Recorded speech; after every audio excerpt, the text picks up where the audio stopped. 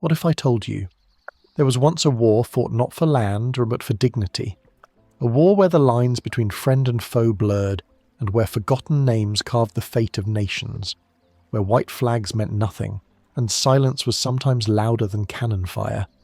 This wasn't the grand theatre of Europe. This was something colder, closer, quieter, where villages were razed under frozen skies, where rivers turned red beneath falling snow, where songs of freedom were sung by men no one remembered. They called it the War of 1812, but it lasted longer than any calendar could measure, because the battles never truly ended. They just changed shape. It was a war of identity, of memory, of who got to write the history books. While Europe chased empires, this war chased survival.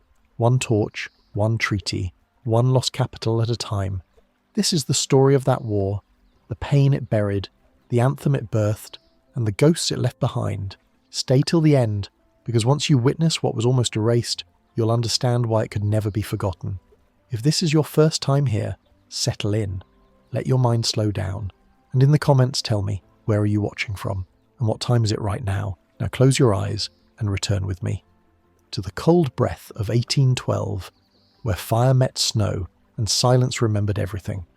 You would be forgiven for thinking the War of 1812 was entirely an American-British conflict, fought over impressment and national pride, but that would be ignoring a far larger machine that had been churning for nearly 2 decades before the first American musket fired, the Napoleonic Wars. You see, to understand the War of 1812, you have to first sail across the Atlantic to the heart of a Europe in flames and linger in the slow, grinding war between France and Britain that pulled nearly every Western nation into its jaws. America, though young and eager to avoid entanglement, was already tangled by trade, timing, and temperament. By 1803, Britain and France had resumed their long simmering hostility after a short-lived peace. Napoleon Bonaparte's armies stretched across the European continent, and the British Empire, dominant at sea, blockaded French ports in a desperate effort to choke off French ambitions. This blockade wasn't just a matter of war, it became a question of control over international trade. And unfortunately for the United States, their ships were among the few still daring to trade with both sides. American merchants, particularly from ports like Boston, Philadelphia, and New York, found lucrative opportunity ferrying goods between Europe and the Caribbean. But neutrality had a price. The British, desperate to prevent supplies from reaching France, began stopping neutral ships, including American ones, under the vague justification of searching for contraband or deserters. These inspections weren't gentle. British sailors would board American vessels, rifle through the ship's papers, inspect cargo, and often forcibly remove men accused of being British deserters, many of whom were, in fact, American citizens. This practice was called impressment, and while it had existed for centuries, it became a searing wound in the American political psyche by the early 1800s. British ships, particularly those in need of crew, would snatch sailors from American vessels with little evidence or justification. Some were dragged off ships at gunpoint. Others simply vanished. It's estimated that between 1803 and 1812, at least 6,000 American sailors were impressed into the Royal Navy. To the British, it was routine. To the Americans, it was an act of piracy. And yet, for all its outrage, the young United States was not ready for war. President Thomas Jefferson tried economic pressure instead. In 1807, he signed the Embargo Act, effectively shutting down American trade with all foreign nations. The idea was to punish Britain and France for violating American neutrality. But the result was devastating for American merchants. Exports plummeted by more than 80%. Coastal towns emptied, ships rotted at anchor. Farmers watched goods spoil without buyers. Smugglers, of course, thrived. Small boats sneaking across Canadian borders or weaving through the islands of the Caribbean became the backbone of an underground economy. But for most, the embargo was a failure. In 1809, it was repealed and replaced with the Non-Intercourse Act, which only targeted Britain and France. Then, in 1810, Macon's Bill No. 2 reopened trade to all, but promised that if either Britain or France stopped attacking American ships, the United States would ban trade with the other. Napoleon quickly claimed compliance, forcing America to cut off trade with Britain, though France had no intention of truly stopping. While all this played out on paper and in ports, British naval ships hovered like shadows just off the American coast. The Atlantic was no longer neutral. The US Navy, small and underfunded, could do little against Britain's 600-ship fleet. So American anger simmered, redirected often at domestic politics. Hawks in Congress, especially a rising group called the War Hawks, began to push for a military response, not just for maritime grievances, but for expansion into British Canada. The logic was almost naive in its optimism. Many American politicians believed that the Canadians, weary of British control, would welcome US troops as liberators. Some even imagined a quick, clean annexation of Ontario. What they ignored was that Canadians, even if they disliked British policies, feared the American model even more. The border would not be quiet. Meanwhile, deep in the American frontier, another fire had already begun to burn. Native nations, long disrespected and increasingly squeezed by settlers, were beginning to rally. One of the most powerful leaders of this movement, Tecumseh, was forging a confederacy of tribes to resist American encroachment. He saw what was coming, and in the British, he saw a potential ally. But that story is for later. By 1812, tensions were no longer limited to diplomatic notes and trade restrictions. They bled into everyday American life. Merchant sailors lived in fear of being kidnapped. Farmers saw their profits dry up from embargoes. Politicians fought bitterly over how to respond. And across the Atlantic, in the drawing rooms of Whitehall, British leaders had larger concerns. America was a nuisance, yes, but Napoleon was a threat to the very existence of Britain. The irony, of course, is that Britain had begun rolling back some of its maritime policies just before war was declared. On June 16, 1812, the British government announced it would suspend the Orders in Council, the very laws authorising the seizures and blockades that had enraged Americans for nearly a decade. But 2 days later, unaware of the news, the US Congress declared war. President James Madison, reluctant but pressured by the war hawks and public sentiment, signed the declaration on June 18th. And so, a war born of misunderstandings, delayed communication, and deeply personal grievances began. A war that few Americans were truly ready for. A war the British considered a distraction. A war that would produce no clear victors, but plenty of destruction. As the drums of conflict began to sound, most Americans probably didn't know just how unprepared they really were. Their army was small, poorly trained, and scattered. Their treasury was strained. Their political unity was fragile. Yet they had chosen to strike the world's most powerful empire over issues that, ironically, were beginning to fade. What does it say about a war when even its opening act was based on a letter that arrived too late? The ink on the declaration was barely dry when American leaders began drafting their war plans, yet those plans bore more resemblance to hope than to preparation. Congress and the war hawks, emboldened by rhetoric and a vision of easy conquest, turned their eyes northward. British Canada, sparsely populated and defended by a thin line of militia and regulars, seemed the most accessible target. There was no standing strategy for a long war, just the assumption that a swift strike would be enough. Some even claimed that taking Montreal would bring the British to the negotiating table before the year ended. It was a war that began not with coordination, but with scattered proclamations and disconnected units moving toward vague objectives. In the summer of 1812, General William Hull led an army of about 2,000 men from Ohio across the Detroit River into Upper Canada. Many of his soldiers were poorly trained militia, more comfortable with plows than muskets. They sang patriotic songs and marched with a confidence that could only exist in the absence of experience. Hull himself, a veteran of the Revolutionary War, was already aging and cautious. What he found in Canada was not a beaten people eager to join the United States, but settlers deeply wary of American intentions. He distributed leaflets proclaiming liberation, but the towns he passed were silent, their doors shut, their loyalties uncertain. Hull's supply lines were overstretched, his communications were unreliable, and the threat of a British counterattack grew by the day. Across the river, British General Isaac Brock, a bold and calculating leader, had mobilised a small force of British regulars, Canadian militia, and native warriors. Among them, the fearsome alliance forming under Tecumseh. Hull, afraid of encirclement and cut off from support, made a decision that would haunt American morale. Without firing a serious shot, he surrendered Detroit on August 16, 1812. Nearly 2,000 American troops laid down their arms. It was a stunning and humiliating blow, and it set the tone for a series of miscalculations that would stretch through the coming year. In Washington, the mood darkened. Support for the war had already been divided, with many in New England denouncing it outright. The fall of Detroit provided their argument with ammunition. This, they claimed, was proof that the war was reckless and mismanaged. Meanwhile, the western frontier braced for chaos. Tecumseh's Confederacy, now strengthened by British arms and encouragement, posed a real threat to American settlements from the Ohio River to the Mississippi. What had begun as a war for maritime rights had now become a battle for land, identity, and control of the interior. President Madison faced pressure from all sides. He approved new military appointments, many of them political compromises rather than choices based on merit. Old veterans were recalled. Younger officers jockeyed for recognition. The regular army remained small, so Congress authorized thousands of volunteers and militia to fill the ranks. But state governors often resisted federal control over their troops, leading to confused command structures and competing priorities. Campaigns failed not only because of enemy resistance, but because American forces lacked the unity of purpose to execute them.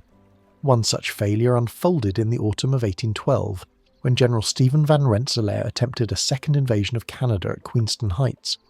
His force of New York militia and regulars was poorly organized, and many refused to cross into foreign territory, citing their enlistment terms.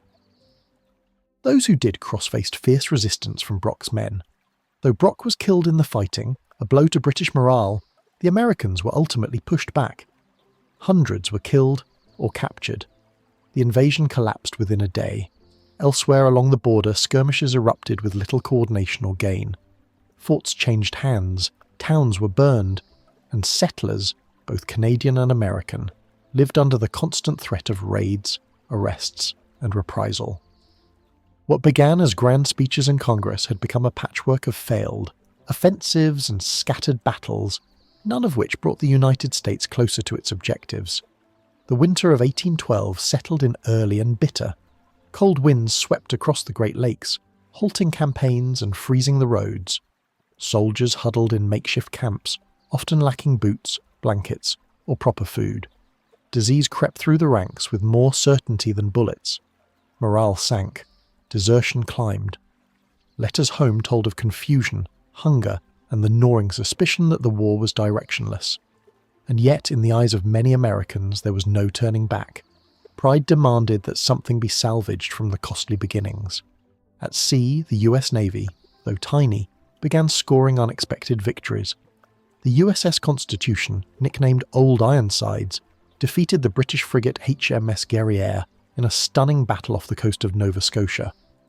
American sailors, hardened by years of transatlantic trade and piracy suppression, proved unexpectedly resilient. These small victories were widely celebrated in newspapers, offering a rare boost to public spirit.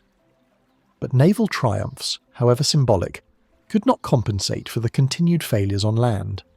In Britain, the war with the United States remained a sideshow. The full force of British attention remained fixed on Napoleon, whose campaign in Russia was unravelling with catastrophic loss. Still, the British government reinforced its Canadian garrisons, recognising that the Americans were not easily deterred. Native alliances were strengthened. Supply chains across the Atlantic were kept alive despite storms, ice, and the lurking threat of American privateers. By early 1813, it had become clear that the war would not be won quickly. The dreams of a swift conquest of Canada had crumbled into the muddy trails of retreating regiments. American leaders, now sobered by failure, began to reassess their strategies. Political divisions deepened. Western settlers demanded more protection, while Eastern merchants lobbied for peace. The war that had been declared with patriotic fervour had settled into something slower, colder, and far more complicated. And through it all, the shadows of the Napoleonic struggle in Europe continued to shape events. British priorities shifted with Napoleon's defeats. Soldiers who once faced French cannon would soon sail for the shores of North America.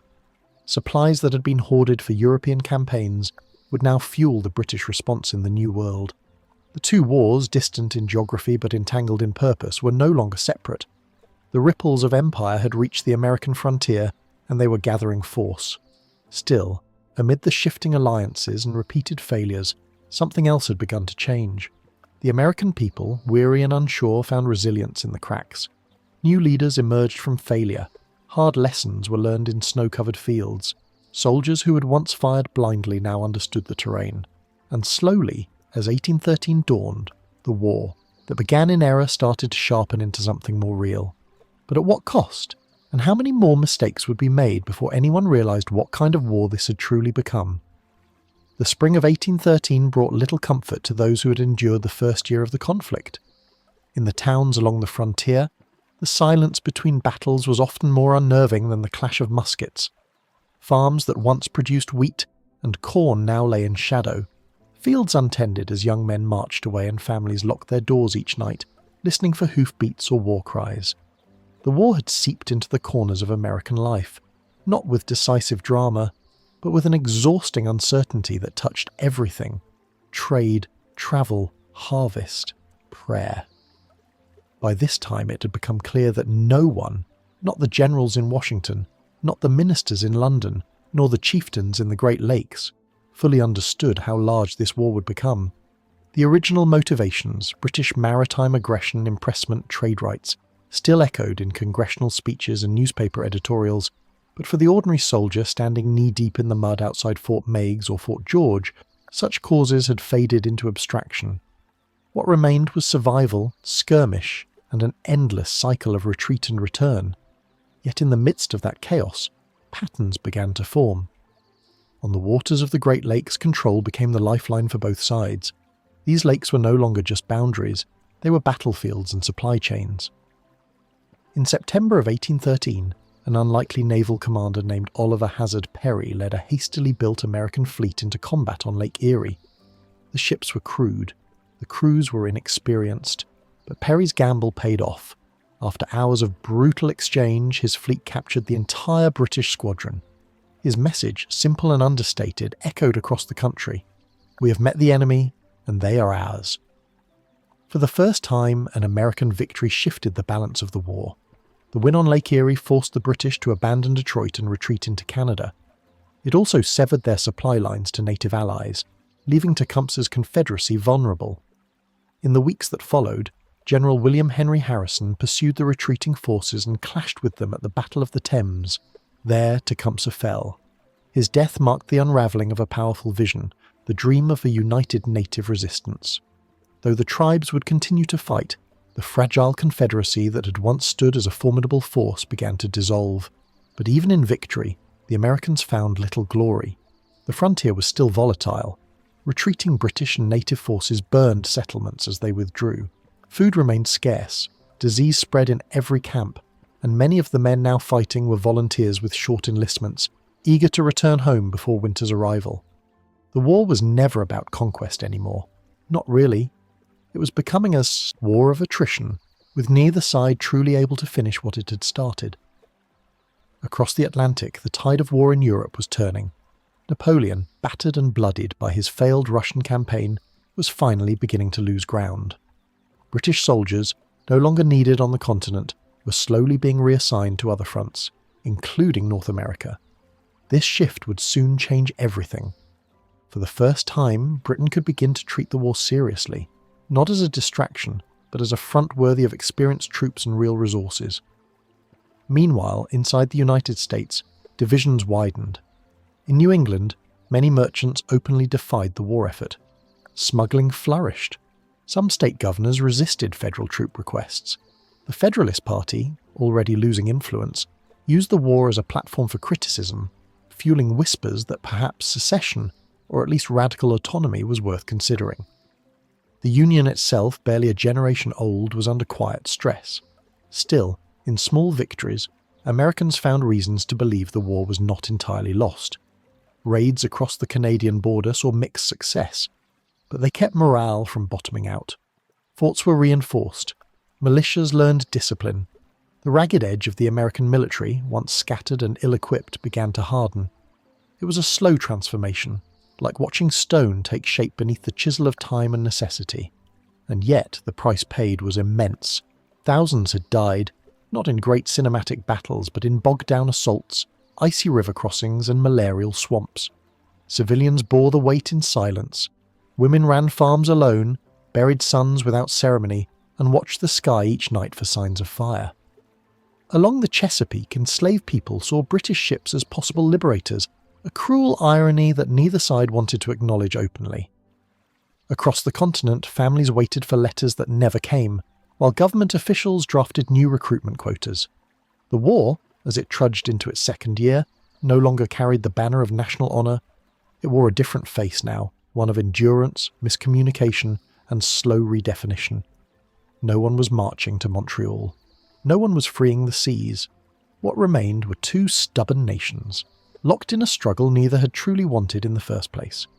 By late 1813, winter returned. The ground froze, and with it, the major campaigns halted once again. Generals re-evaluated, diplomats exchanged cautious letters.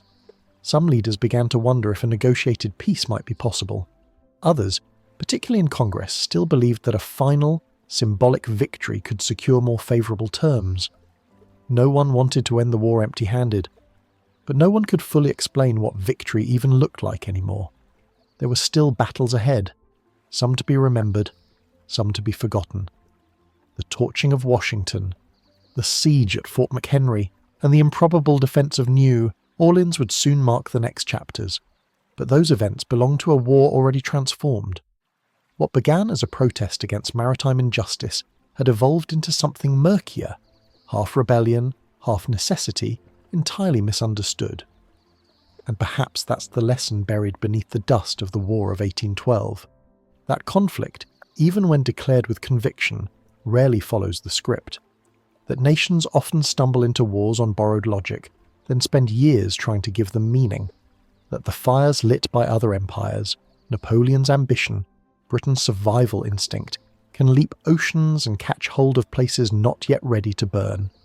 As the year closed and snow fell silently over the scattered camps and empty fields, one question remained unanswered across both sides of the border. If the reasons for war had already faded, what then were they still fighting for? You cannot understand why a young republic would challenge the greatest naval empire on earth unless you first understand how quietly rage can build, year after year, wave after wave. Not all wars begin with cannon fire. Some begin with the sound of boots on wooden decks, the crack of a whip aboard a ship, or a name scratched off a ledger and replaced with a false one. Before bullets were fired, before borders were crossed, the War of 1812 began in the hearts of thousands of American families who received no explanation when their sons simply disappeared at sea. In the early years of the 19th century, the Royal Navy ruled the oceans, not only through its ships, but through a brutal system of manpower maintenance known as impressment. British warships, constantly hungry for labour, stopped merchant vessels in search of sailors they could claim as their own. And when you rule the waves, you rarely ask permission. The British Crown maintained that anyone born within the empire, even those who had long since emigrated to the United States, was still subject to its call. Citizenship papers were often ignored. Birthplaces were questioned. Accents were scrutinised under lantern light. American sailors, many of whom had never seen the British Isles, were dragged off ships under threat of violence. Some never returned. Others were beaten into obedience. A few tried to escape, only to vanish into cold water or remote ports. And always, the British excuse was the same. He was ours. Between 1803 and 1812, estimates suggest that 6,000 American sailors were impressed into British service. Some served aboard warships battling Napoleon. Others died nameless, buried at sea without ever being recognised as Americans again. For coastal families in Boston, New York, Baltimore and Charleston, these weren't just diplomatic grievances, they were personal, irreversible losses. Fishermen who never returned. Brothers forced to serve the very navy their country had rebelled against a generation earlier. Wives waiting for letters that never came. In taverns and town halls the talk grew, darker. It wasn't just about sailors anymore, it was about respect, or the lack of it. The United States, barely 3 decades removed from independence, still fought for legitimacy in the eyes of European powers. While France and Britain duelled across the continent, the Americans sought neutrality, hoping to profit from trade with both sides. But neutrality in practice made enemies of both. France accused the US of supplying Britain. Britain accused the US of aiding France. The Atlantic became a hunting ground, and American ships were the prey. The British passed their orders in council, blocking trade with Napoleonic Europe. The French responded with the Berlin and Milan decrees, declaring similar restrictions on British commerce.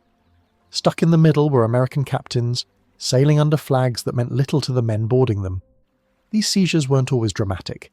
Sometimes a ship was stopped days from port, its cargo inspected, its sailors questioned. Other times, it vanished altogether, taken to Halifax or Jamaica, condemned in admiralty courts under unfamiliar laws. Merchants lost fortunes, sailors lost freedom, and all the while the United States issued formal protests, dispatching envoys to London who returned with apologies and promises that meant nothing on open water. The tension reached a breaking point in 1807, not in battle, but in scandal.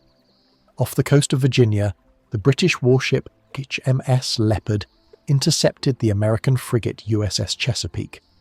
Without warning, the Leopard opened fire, killing 3 and wounding 18. Then, British officers boarded the Chesapeake and seized 4 supposed deserters, one of whom was hanged. The news raced through the states, igniting fury. The idea that a foreign power could fire upon a US Navy vessel in American waters, then remove its crew, was more than insult. It was humiliation. President Jefferson responded not with war, but with an act of economic pressure. The Embargo Act of 1807 effectively halted all American exports, attempting to punish Britain and France by starving them of goods. The result, however, was economic collapse, not overseas but at home. Ports emptied, warehouses filled with unsellable goods, unemployment soared, smuggling exploded, especially across the Canadian border and through the Florida coast. And still, Britain did not change course. By 1809, the embargo was repealed and replaced with the Non-Intercourse Act, which targeted Britain and France directly. This too proved ineffective. That same year, the British Navy expanded its patrols. American ships, lacking protection, were more vulnerable than ever. The cries from port towns grew louder, and in the cities, newspapers began to print names. Men known to be American, now rumoured to be serving aboard British ships, often against their will. The Jefferson administration gave way to James Madison, a quieter figure, more scholarly than confrontational. But even Madison could not ignore the rising pressure from Congress, particularly from a new generation of politicians known as the War Hawks. Men like Henry Clay and John C. Calhoun, fiery and ambitious, saw war not just as a defense of national honor, but as an opportunity. They spoke of securing America's future, expanding westward, seizing Canada, and proving once and for all that the United States would not be treated as a minor player on the world stage.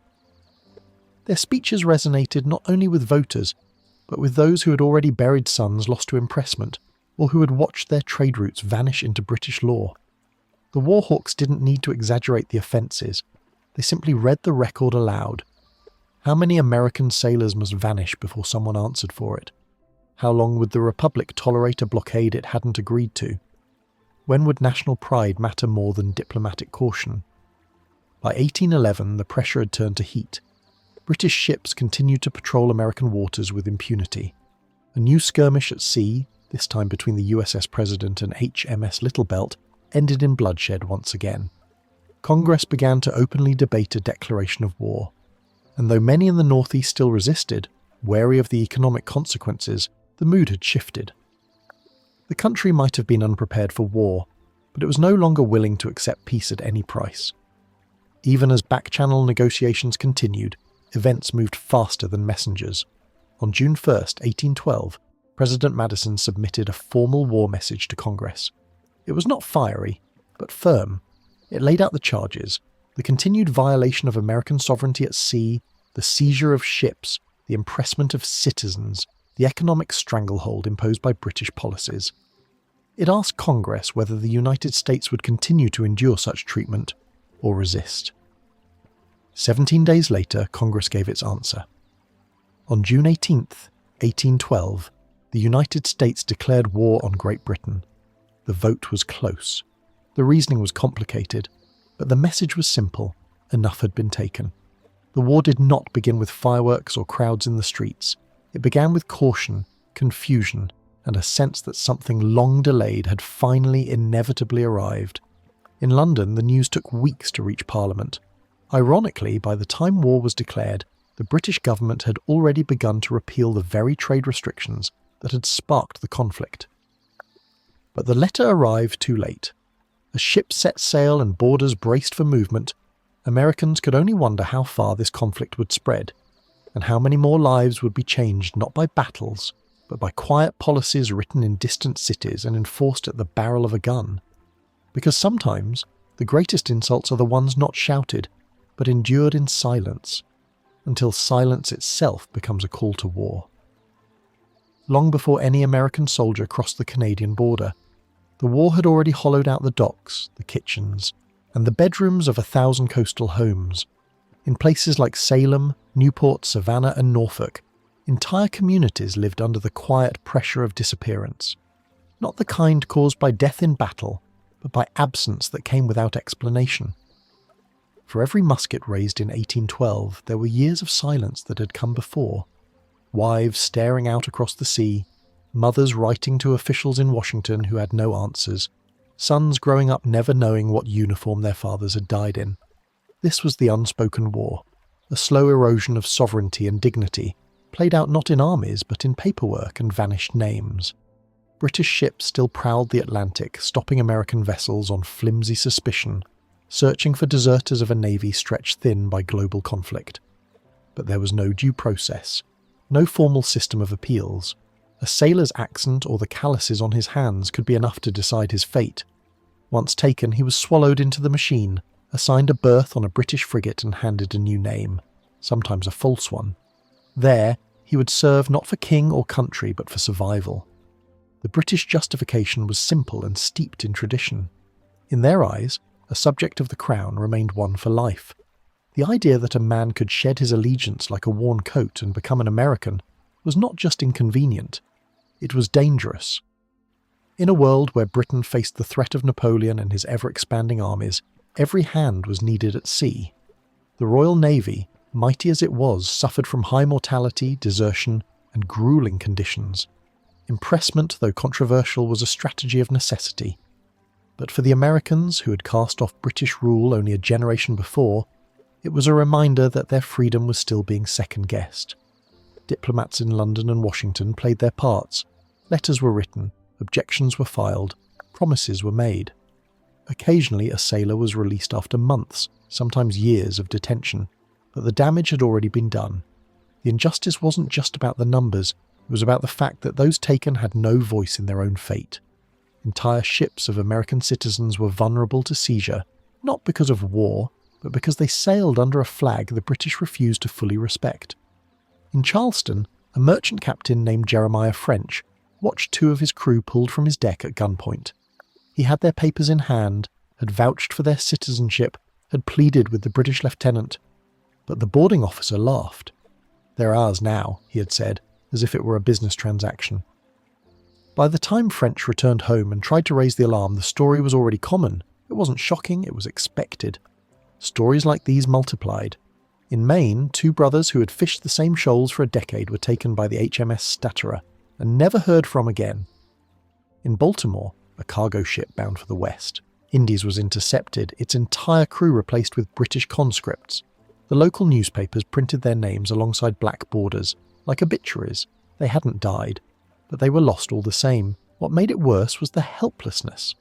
Congress debated and postured, but the delays were endless. Petitions stacked up. Angry letters from state governments urged stronger action. Madison, caught between restraint and retaliation, waited for a diplomatic solution that never came. The American Navy, still in its infancy, could not defend every ship, and for each one left unprotected, another family suffered the consequences. By 1811 the tone had shifted. Anger had matured into resolve. Politicians no longer spoke of merely preserving trade, they spoke of defending dignity. The warhawks, young and unscarred by the revolution, demanded retaliation. For them, the issue was larger than shipping routes. It was about proving that the Republic would not be bullied, especially not by a nation it had already fought to escape. They didn't just want a response. They wanted proof that American independence wasn't a temporary illusion. But the warhawks weren't the only ones watching. In Britain, officials began to sense that they had pushed too far. The diplomatic wires between the two nations were filled with caution. Some in the British Parliament advocated for easing tensions, proposing that commanders in the Atlantic exercise more discretion. In fact, in June of 1812, just days before America declared war, the British government formally suspended the Orders in Council, the trade restrictions that had helped ignite American fury. But the message, like so many before it, arrived too late. As the United States edged closer to war, coastal communities braced for a conflict they had, in many ways, already been living. Fortifications were improved, militias trained more often, saltpeter and iron were stockpiled in barns and cellars, but unlike the Revolutionary War, there was no single villain, no redcoats marching through towns. This time the enemy was more elusive, a navy that could appear without warning, a bureaucracy that denied wrongdoing, and a government thousands of miles away that considered American suffering a tolerable side effect of empire. And yet, for all the anger, war remained an uncertain tool. Many still feared what would happen once it began. The US had no massive army, no global navy, its treasury was limited, its infrastructure thin. Some worried that a war might cost more than it proved. Others believed that doing nothing would cost even more.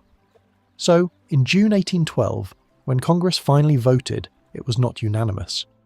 Federalists in the Northeast opposed it, some on moral grounds, others on economic ones.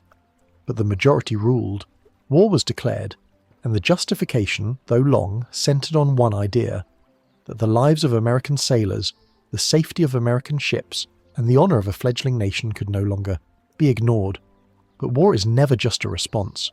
It's a gamble, a commitment to consequences that no one can fully predict. As ships prepared to sail and regiments began to gather, most Americans did not cheer in the streets. They waited, as they always had, along harbours, behind windows, beneath flags they hoped would still mean something once the cannons went quiet. And for those still missing at sea, whose stories had already ended far from home, the Declaration was not a promise of justice. It was a recognition that silence had gone on too long. But could a war that began this late still bring any of them back? Once the decision had been made, once Congress had voted and the ink had dried on the Declaration, there was no marching band to follow. There was only the slow, grinding machinery of a war coming to life in a country that had spent years avoiding it. The United States, for all its passion, had little in the way of readiness. Its army was scattered and small. Its navy, though courageous, was dwarfed by the fleet it now faced. And its people, though angry, were far from unified. The War of 1812 had not come with roaring enthusiasm.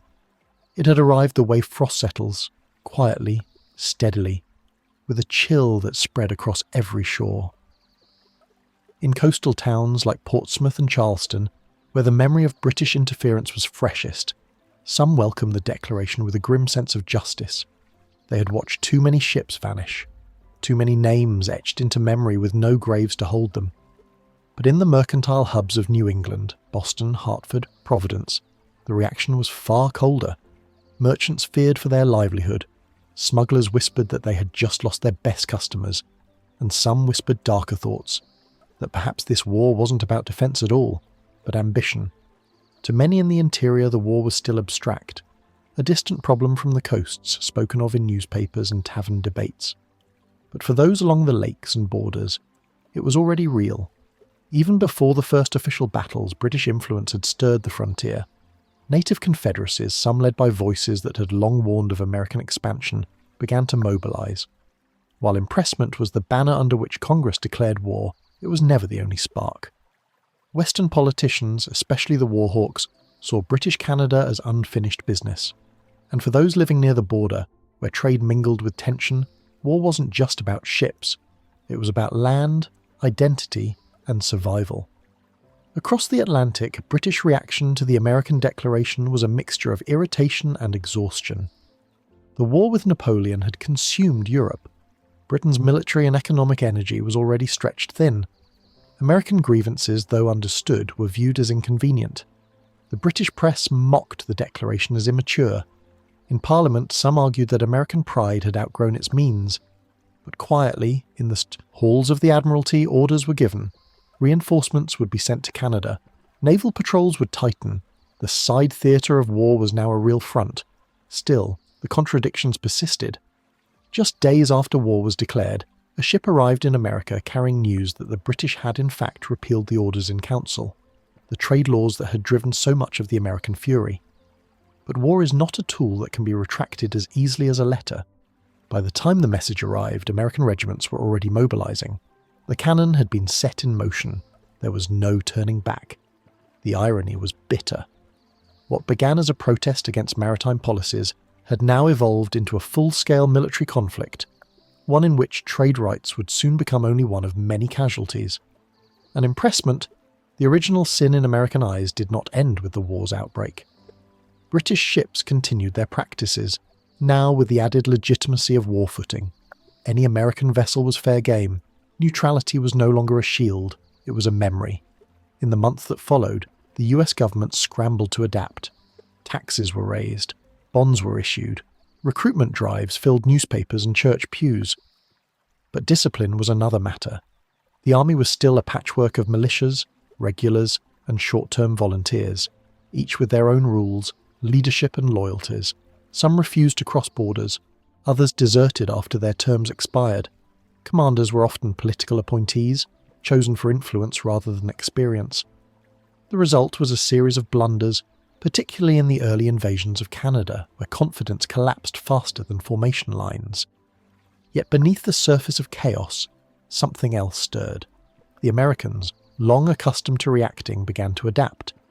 Naval officers learned to exploit speed and seamanship rather than brute force. In scattered skirmishes along rivers and lakes, militias began to harden. Blacksmiths worked longer hours. Women filled gaps on farms and in workshops. Local governments restructured militias. It was slow, it was uneven, but it was real. Meanwhile, the personal cost of impressment continued to echo. In towns like New London and Annapolis, families gathered by wharves to watch ships return, scanning decks for faces they hadn't seen in years. Some found their sons listed as deserters. Others discovered graves marked with foreign flags. A few came home permanently changed, scarred by beatings, starved in British holds, or broken by years of forced labour. These men rarely spoke of what had happened, but they didn't need to. Their silence was a monument. In time, as the war stretched into its second year, impressment would fade from the headlines. New battles would command attention, forts would be captured, cities would burn. But the memory of those early wounds, the ones not caused by bayonets but by arrogance and indifference, would linger. Impressment was never just about labour, it was about ownership, about whether a man belonged to a nation or could be taken like cargo. That question, once answered through war, would eventually shape diplomacy, law, and identity. In later treaties, the British would quietly abandon impressment, not through apology, but through omission. It would no longer be necessary. The age of wooden fleets and forced service was ending. But in 1812, no one could see that far. They only saw the present. The ships still patrolling, the names still unaccounted for, the pride still stung. By the time the war would end, many of those taken before it began would never return. Their stories, if told at all, would be passed down in fragments, sailors' songs, family legends, or the half-remembered tales of men who had once vanished into the sea. The war had not begun to avenge them alone, but it had given their absence weight. And in that weight, something shifted. The United States, still young and unsure, had drawn a line. However flawed its preparation, however costly its decision, it had acted.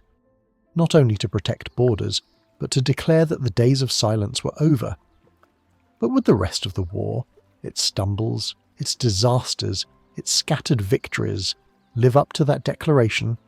Or would the cost of standing tall, once more, prove heavier than the nation was prepared to carry?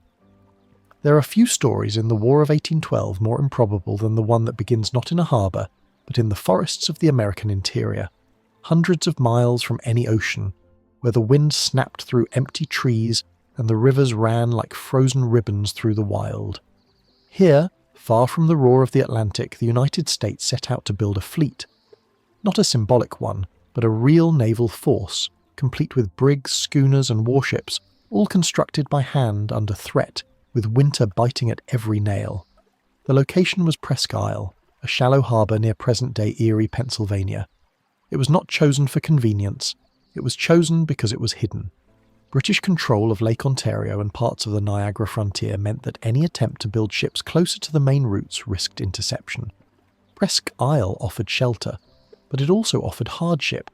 There were no proper shipyards, no large supply depots, and very few craftsmen familiar with naval design.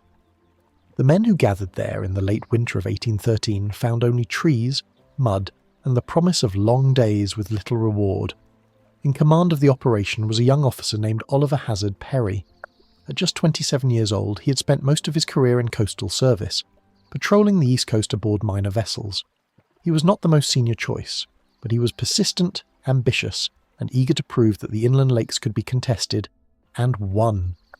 He arrived at Erie with orders to construct a squadron capable of challenging British dominance on Lake Erie, which had become the lifeline between British-controlled Detroit and their supply base in the east. What he encountered was a logistical riddle. Timber had to be cut, shaped, and hauled by hand. Cannons had to be dragged across icy roads from Pittsburgh.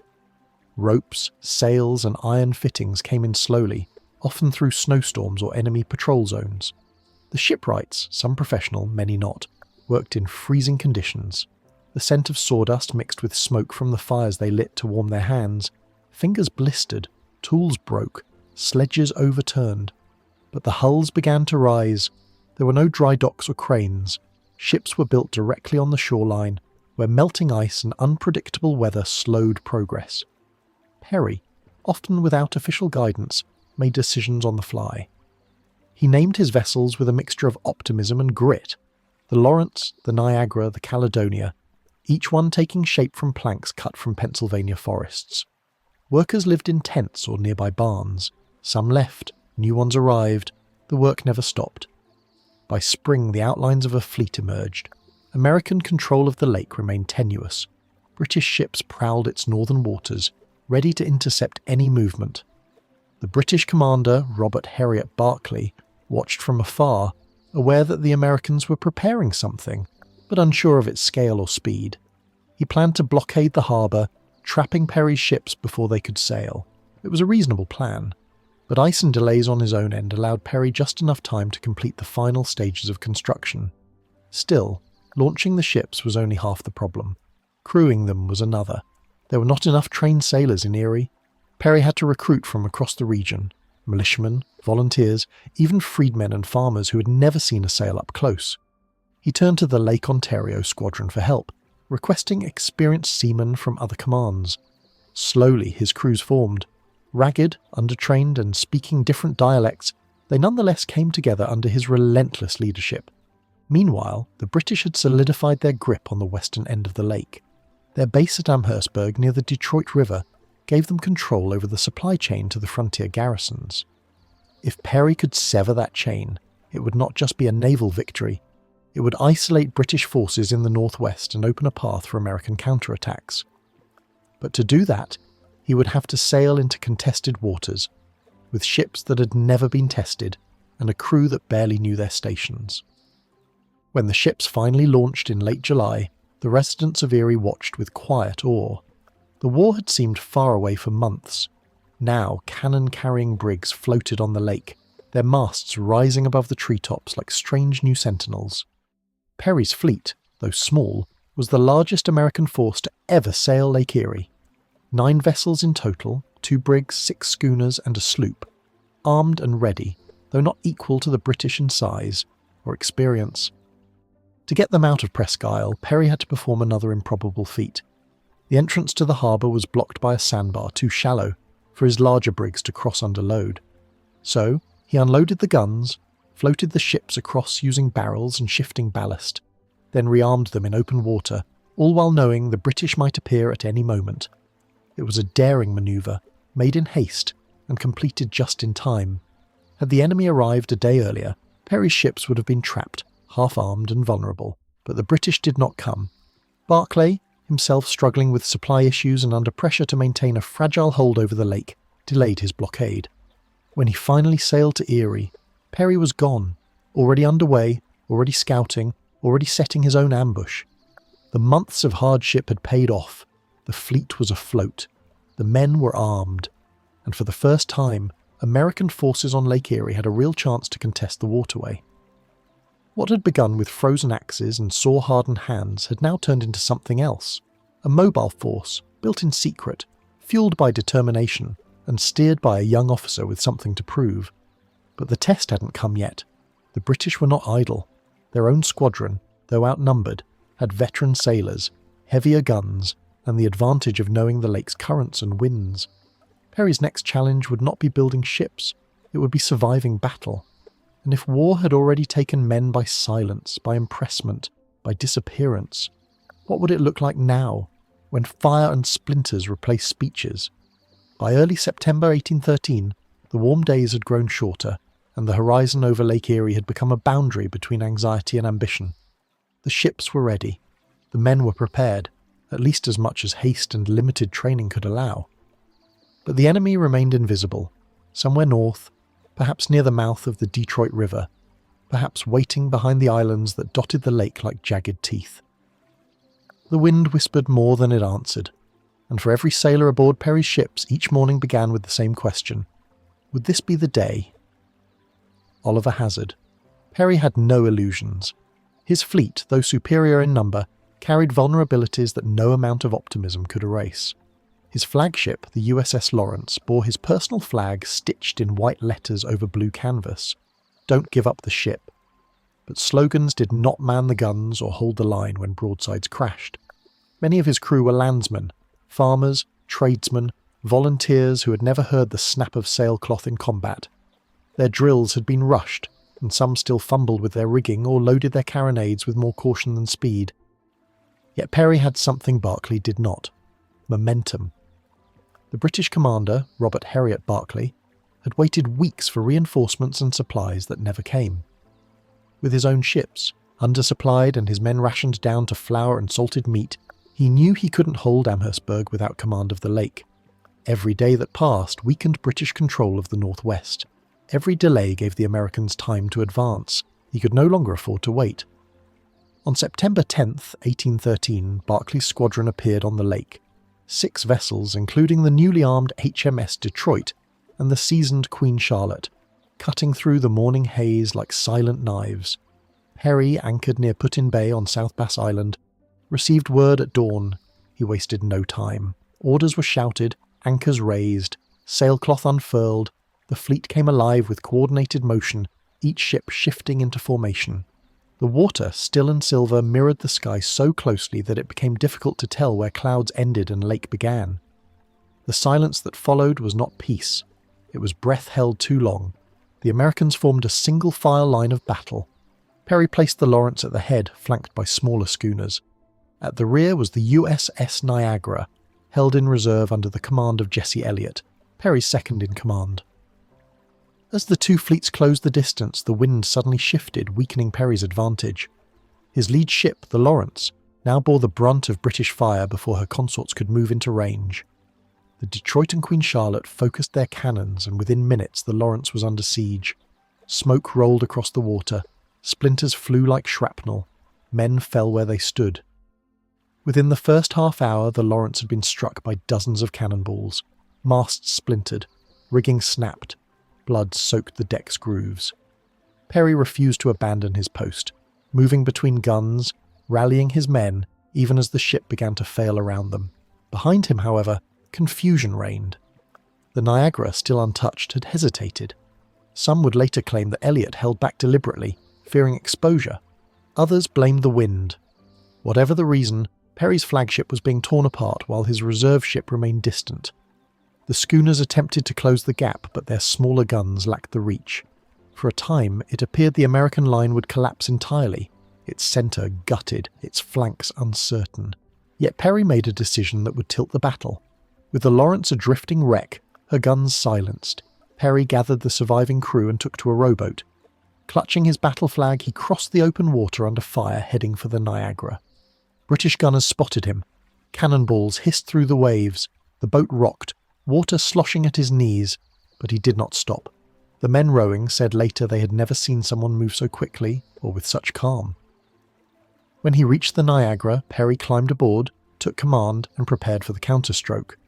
He ordered the ship to turn and sail directly into the British line, now staggered and disorganised. With fresh guns, Full sails and a deck unsplintered by battle, the Niagara tore through the centre like an axe through bark. In close quarters she unleashed her broadsides, twin volleys that shattered masts and punched holes into hulls already groaning from the earlier exchange. The British ships, already damaged and disoriented, began to falter. The Queen Charlotte collided with the Detroit, rigging entangled, cannons jammed, the British line broke apart. As the American schooners closed from behind and the Niagara pushed forward, Berkeley realised the battle was lost. His officers had been wounded. The decks were scattered with bodies. Powder was low. He ordered the flag struck. One by one, the British ships surrendered. Silence returned to the lake, but it was not the same silence. It was heavier, echoing, final. In total, over 100 men had died that day. More than 250 were wounded. Perry, bloodied and exhausted, wrote a brief dispatch to General William Henry Harrison.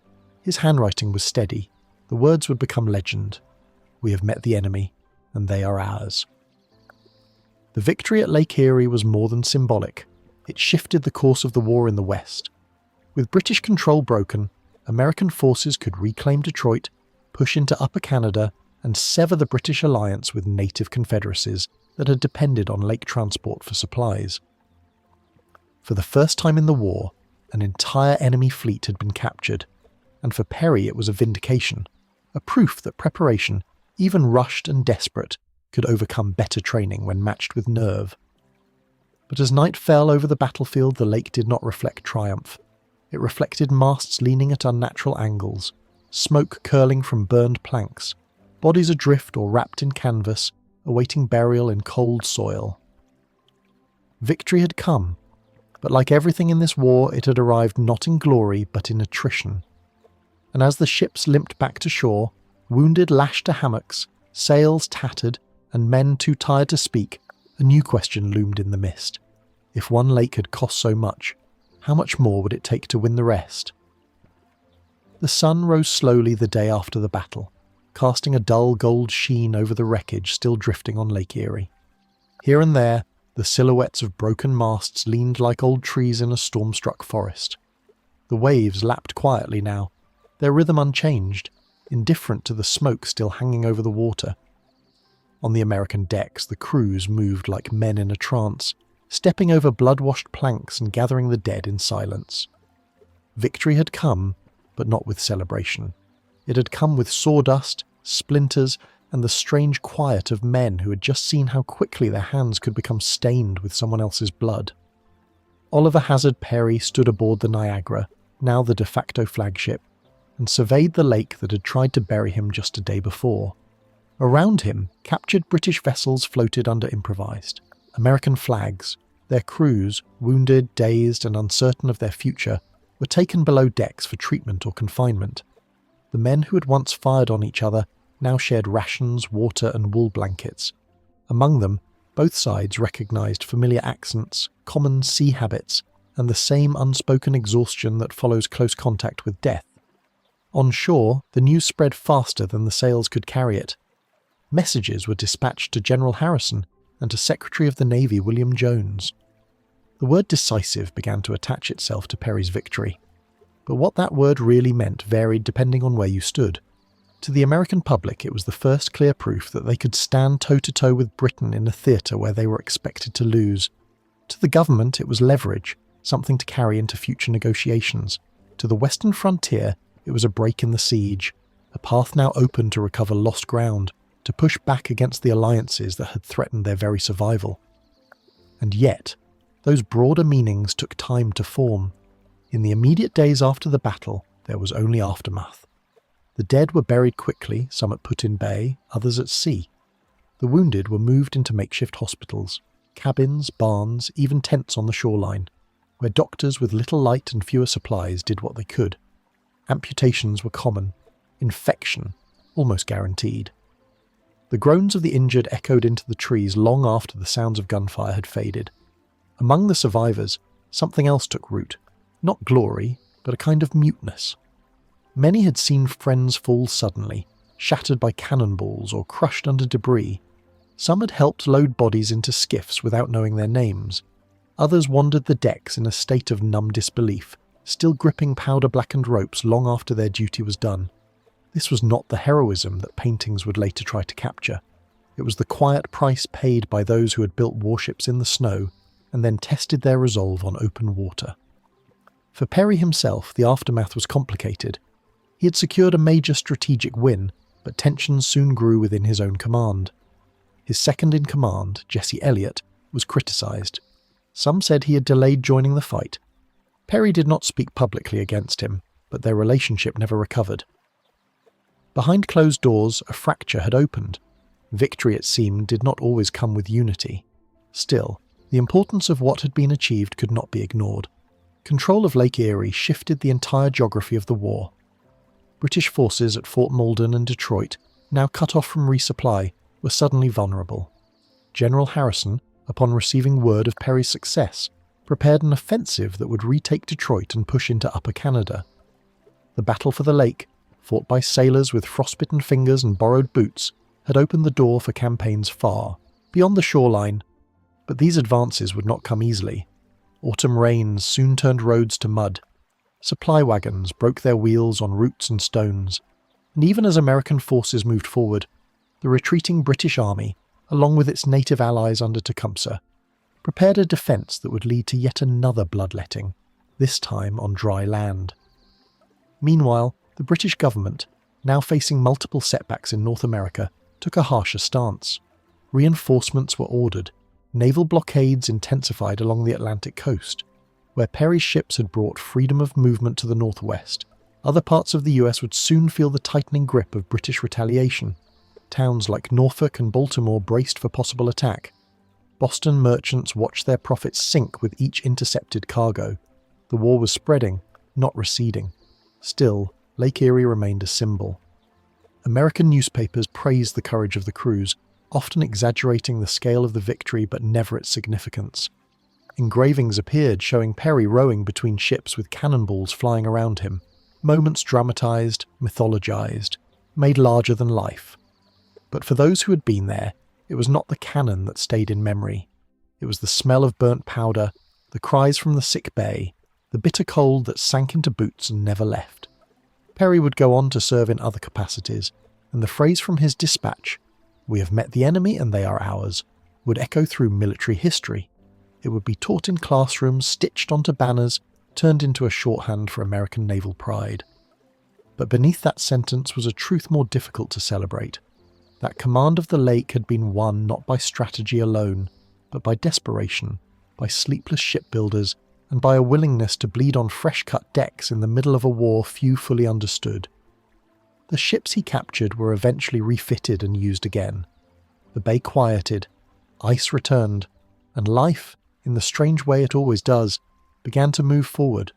But the lake would never forget. Not the water that swallowed cannonballs, not the wind that carried the last breaths of the fallen, not the quiet men who had once carved brigs out of forest and sailed them straight into history. The question that remained, as winter set in and the war shifted elsewhere, was never fully answered. How long could a victory like this hold back the tide of empire? And when the thaw returned, what would the lake demand next? Long before the gunboats crossed Lake Erie, before Perry raised his flag in defiance, or General Harrison re-entered Detroit, the war had already been decided in the minds of those who remembered a different America, an older, quieter one where rivers carried stories and not soldiers. To understand the fall of Tecumseh's Confederacy, one must first understand the years of silence that came before it, the treaties rewritten without consent, the villages moved like chess pieces across expanding maps, and the bitter taste of promises that vanished like smoke when the ink dried. For the native nations of the Ohio Valley and the Great Lakes, war was not a declaration, it was a pattern. From the late 1700s onward, American expansion had carved through hunting grounds and sacred lands alike. Settlers moved in with rifles and fences, surveyors arrived with charts and claims. What had once been seasonal paths turned into wagon roads. Every treaty that followed was not a conclusion, but a pause before the next displacement. The Shawnee, the Miami, the Delaware, the Potawatomi, and dozens of other nations watched their futures narrow year by year. They did not need Congress to tell them what war felt like. They had lived it for generations. Into this growing fracture stepped Tecumseh, a Shawnee warrior unlike most of his contemporaries, not for his strength in battle, though that was known, but for his ability to unify. Where others saw tribes, he saw a shared wound. He believed no single nation could stand alone. If the Americans could be many and still speak with one voice, then so too must those who resisted them. By the early 1810s, he had begun travelling between villages and territories, speaking not as a chief, but as a brother in struggle. He spoke in Potawatomi lodges, in Creek camps, in Choctaw clearings. And though he did not always win full support, his message echoed. Land must be held in common, and no one tribe could sell what belonged to all. His movement was more than political. It was spiritual. At its heart stood his brother, Tenskwatawa, the prophet, a man who, after years lost to alcohol and despair, claimed to have received visions from the Great Spirit. He preached a return to ancestral ways, a rejection of European goods, a cleansing of the soul through discipline and unity. His growing religious movement gave the Confederacy moral purpose. They established Prophetstown near the confluence of the Wabash and Tippecanoe rivers as a new spiritual capital. Pilgrims came from distant territories. Councils were held. War belts passed hand to hand. To American officials, this was not revival. It was rebellion. The Indiana Territory's governor, William Henry Harrison, viewed Prophetstown as a threat that diplomacy could not contain. In 1811, while Tecumseh was away travelling south to rally more allies, Harrison marched a force of regulars and militia toward the town. What followed was the Battle of Tippecanoe, a bloody, confused engagement in the pre-dawn darkness. The prophet's followers, hastily organised and poorly armed, were eventually pushed back. Prophetstown was burned. And though not a decisive military loss, the blow fractured the movement's cohesion. Tenskwatawa's credibility faltered, and Tecumseh, returning to ruins, understood that the time for peace had ended. When the War of 1812 began months later, Tecumseh saw an opportunity. The British, already in conflict with the United States, needed allies in the western frontier. Though he held little trust for imperial powers, Tecumseh knew the British had arms, discipline, and a shared enemy.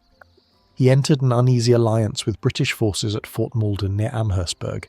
His confederacy would provide warriors. The British would provide support, but Tecumseh's goals remained his own. Not British dominance, but a native buffer state, a sovereign territory protected from American expansion. At first, the alliance held promise. Tecumseh's warriors played a critical role in the siege of Detroit in 1812, where their presence convinced General Hull that resistance was futile. British Commander Isaac Brock praised Tecumseh's leadership, calling him the noblest man he had ever met. But Brock's death at Queenston Heights changed everything. His successors, less familiar with frontier warfare and less respectful of native contributions, grew hesitant. Supplies were limited. Strategy grew defensive. And as American forces regrouped following Perry's victory on Lake Erie, the alliance began to strain. By the summer of 1813, British command in the West had shifted to General Henry Proctor, a man more cautious than bold. As Perry's control of the lake cut off Fort Malden from resupply, Proctor made the decision to abandon the fort and retreat north along the Thames River. Tecumseh, outraged, argued that retreat would mean collapse. Without a fixed position, without a stand, the Confederacy would scatter. But Proctor insisted. His troops were demoralised, ammunition was low, and Perry's fleet now controlled the supply lines. There was no choice, he said. Tecumseh disagreed, but he followed. His warriors, some starving, others already disillusioned, moved reluctantly alongside British regulars who barely acknowledged them. The retreat was not orderly. Morale broke with each passing mile. Villages that had once pledged allegiance to the Confederacy began to waver. The dream of a united resistance, already tested at Tippecanoe, now flickered. As they moved deeper into the interior, Tecumseh warned that a final stand must be made. He knew the Americans would not allow retreat to go unanswered, and sure enough, General Harrison, emboldened by Perry's victory and the recapture of Detroit, began pursuing the British and their native allies with a force of several thousand men. Skirmishes erupted along the march. Scouting parties vanished. The Thames River, once a source of nourishment and travel, became the backdrop for what many feared would be the end. And for Tecumseh, it was not just a question of survival, but legacy. His vision of unity, sovereignty, and self-determination had already weathered fire, defeat, and betrayal. But one final moment remained, a decision not of treaties or councils, but of ground and grit. That moment would come soon. But when it did, would anyone still be willing to stand beside him? The ground was soft with early autumn rain as the British and native forces retreated along the Thames River, the trees shedding yellow leaves over paths that had once carried traders, hunters, and quiet songs. Now they carried the weight of failure, wagons mired in the mud, horses too thin to pull, muskets bundled under canvas to keep the powder dry. Provisions were meagre, morale was threadbare, and every step northward felt more like an ending than a strategy. The dream of a sovereign native homeland was beginning to unravel, not in one dramatic blow, but in the slow, suffocating withdrawal from land they had once vowed never to surrender. For Tecumseh, every mile of retreat chipped away at the fragile cohesion of his confederacy. Warriors whispered doubts, some drifted off in the night, returning to their villages or seeking shelter further west. The promises once made by British commanders had turned into delays, excuses, and half-empty carts of spoiled flour. General Henry Proctor, the British officer in charge, seemed to Tecumseh not just cautious but indifferent. He rode in a covered carriage, insulated from the rain and the mood of the men around him. Orders came slowly. Communication was poor. The British regulars, many exhausted and wounded, marched with eyes downcast and weapons rusting in their hands. Tecumseh, meanwhile, remained on horseback, visible, deliberate, speaking in Shawnee, Potawatomi, and Wyandot as he moved among the camps. He urged his allies not to give in. He spoke of sacred ground, of ancestors buried beneath the same earth the British now wanted to abandon. He reminded them that they were not fighting only for land, but for the memory of who they had once been, and the future of what they might still become. Yet even his voice, once thunder across the villages, now carried more weariness than fire. On the American side, General William Henry Harrison was moving with momentum. After securing Detroit, he led a force of nearly 3,500 men, including mounted Kentucky volunteers and infantry, hardened by months of harsh campaigning. Harrison knew that with Perry's control of Lake Erie, the British had no safe rear. He also knew Tecumseh would never willingly retreat forever. Somewhere along the river, a stand would be made. And when it happened, Harrison intended to strike fast with numbers and position on his side. That stand came near Moraviantown, a small settlement originally founded by Christianized Lenape who had tried to stay neutral during the war. But neutrality, like peace, was becoming rare. The British halted here, partially out of necessity, partially out of exhaustion. The site was defensible, open fields backed by dense woods and the winding river, but the defenders had little energy left to prepare. Artillery was scarce, fortifications were improvised. Native warriors, outnumbered and undersupplied, waited among trees, relying on familiarity with the terrain and whatever courage they could still summon. Tecumseh, despite every disappointment, refused to flee. He knew what defeat would mean, not just for him, but for every nation that had stood beside him. There would be no second confederacy, no next Prophetstown, no more alliances. If he ran now, the cause would die with his absence. So he stood, not behind earthworks, not beneath banners, but in the wet autumn woods, with men who had followed him through defeat after defeat, now ready to face the inevitable. The British line crumbled first. Proctor, faced with the prospect of encirclement, failed to organise a proper defence. His troops fired one volley, then retreated. Some accounts say he fled early, others claim confusion. What matters is that the British regulars, who had once marched in red with the pride of empire, broke under pressure and left Tecumseh's warriors alone to hold the line. But Tecumseh did not yield. The native forces held their ground as the Americans advanced. From behind fallen logs and tree trunks they fired into the oncoming lines. Some charged, others flanked. There was no uniform, no rank, just resolve, quiet, grim, and bound to the soil they refused to abandon. For a moment the forest echoed with the sounds of battle. Smoke filtered through the branches. Voices rose in Shawnee and Miami and English alike. Then came silence. No one saw the exact moment Tecumseh fell. Later, stories would multiply. Some claimed he was shot, others said he was bayoneted. A few swore they found his body and mutilated it in the aftermath.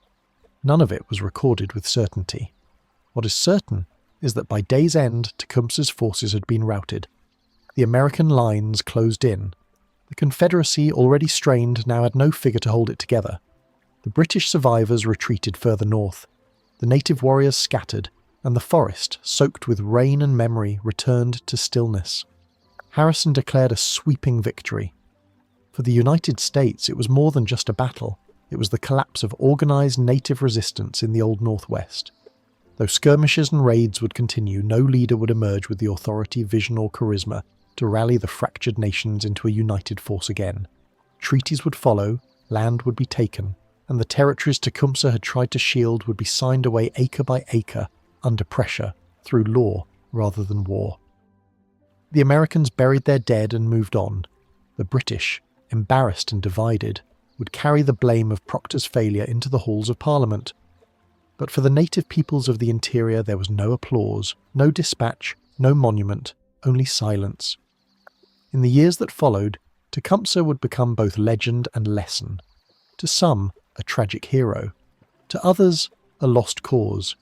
His name would echo in speeches and textbooks, often stripped of complexity, used to represent either defiance or doom. But in the damp woods where he last stood, there are no statues, only trees, older than any treaty, older than the war, older even than the nation that claimed victory there. And as leaves continued to fall over the Thames River, the question remained unspoken. What would have happened had Tecumseh been given allies who kept their promises and a war not shaped by retreat? The field near Moraviantown grew quiet again after the battle. The wind moved through the tall grasses as it had before, indifferent to what had passed. American soldiers gathered the wounded, counted the fallen, and recorded their victory. Yet even in triumph, there was an unease. No one had found Tecumseh's body with certainty. No flag had been seized from his hand. There was no captured sword or dramatic final words. For a man whose presence had shaped fear and respect across two nations, his disappearance into the soil was abrupt and unfinished. Rumours took root almost immediately. Some soldiers claimed to have seen his body mutilated after death, scalped by Kentuckians eager for a trophy. Others insisted he had survived and escaped into the woods, destined to return one day and reignite the cause. A few said nothing at all, only remembered the moment a volley tore through the trees and a charge collapsed under the weight of cannon and confusion. The truth, like the man himself, became difficult to hold. But history does not always wait for certainty. With Tecumseh's fall, the resistance collapsed faster than anyone expected. Villages that had pledged allegiance to his Confederacy sent word to American officials, requesting peace or neutrality. Some tribes relocated westward under pressure, while others signed treaties that redefined their lives in unfamiliar terms. The fragile alliance that Tecumseh had worked years to shape, spanning language, custom and border, was now reduced to fragments. Without his voice, there was no shared centre. The British, once so eager to benefit from native alliances, quickly shifted focus. Proctor was recalled in disgrace, his commands scrutinised, his decisions questioned. In London, debates turned away from native sovereignty and toward naval strategy. The needs of empire did not include mourning lost allies. British officers who had once fought beside Tecumseh rarely mentioned him again. His presence was folded into dispatches, his death reduced to a footnote in the larger war effort. In Washington, however, Tecumseh's name lingered. Some saw his defeat as a necessary step in securing American expansion. Others, particularly in the military, recognized the scale of what had been lost. He had not only resisted, but had nearly reversed the tide. His Confederacy had delayed settlement for years, reshaped supply lines, forced battles on difficult ground. It had taken war, betrayal, and the collapse of empire on one side of the ocean to finally silence him, and even then the cost had not been light. General Harrison, now a national figure, returned home to praise and ceremony. His role in the victory over Tecumseh would shape his legacy, eventually carrying him into the presidency decades later. Yet even in his reports, a note of ambiguity remained. Harrison never celebrated the killing of Tecumseh. He spoke instead of the moment's significance, the shift it marked, the closing of a chapter in the struggle over the Northwest. But Tecumseh's story did not fade easily. Across the Ohio Valley, his legend grew, not as a defeated enemy, but as a symbol of what had nearly been possible.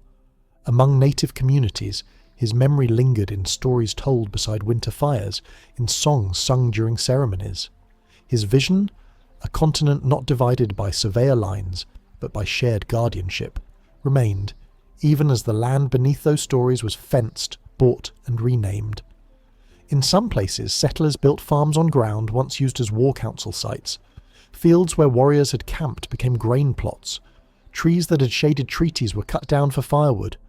The past was not erased, but overwritten, its edges softened by time, its silences made louder by the absence of those who once walked there. Schools and towns borrowed his name, often without knowing its meaning. Monuments were raised years later, shaped in marble and bronze, as if solid forms could hold the complexity of a man who had fought to remain untethered. Meanwhile, the war moved on. The British shifted their attention to the Atlantic coast. The Americans turned toward Baltimore, the Chesapeake, and eventually New Orleans. The forest battles of the Old Northwest faded from the headlines. But beneath the surface, the consequences of Tecumseh's defeat rippled through every treaty that followed. With no strong confederacy to counterbalance American expansion, the pressure on native lands increased. Relocation policies gained momentum. The idea of permanent removal, once whispered, now declared, would soon drive entire nations from their homes. And yet, in those early days after his death, the true weight of what had ended was not fully visible. Only later, when the treaties became forced migrations, when the names of rivers and valleys were changed, when the children of those who had stood with Tecumseh were told to forget his language and adopt new ones, only then would it become clear that a line had been crossed near Moraviantown, not just in battle, but in history itself.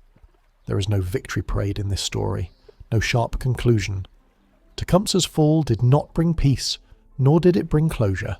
It brought silence, the kind that comes after a forest burns when the roots still smoulder beneath the ash. His dream, like the soil he defended, remains layered, not lost, not fully gone, just waiting perhaps, to be remembered not as a myth, but as a warning.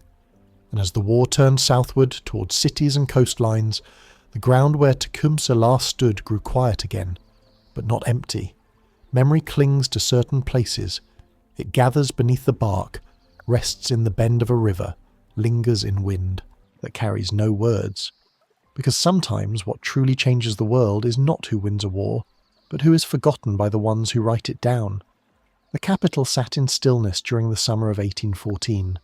Washington, D.C., though designated the centre of government, had never fully grown into the stature of its purpose. It remained a city more imagined than realised, a collection of half-finished buildings, muddy roads, and distant ambitions laid out over a patchwork of swamp and stone. The streets were sparsely lit, the avenues mostly quiet. Farmers still grazed cattle on the outskirts. Bricklayers worked beside congressmen. Dust clung to everything. And yet, despite its modest form, the city held the signatures of power, vaulted rooms, seal-bearing doors, and the sense, at least on paper, that this was the heart of a republic.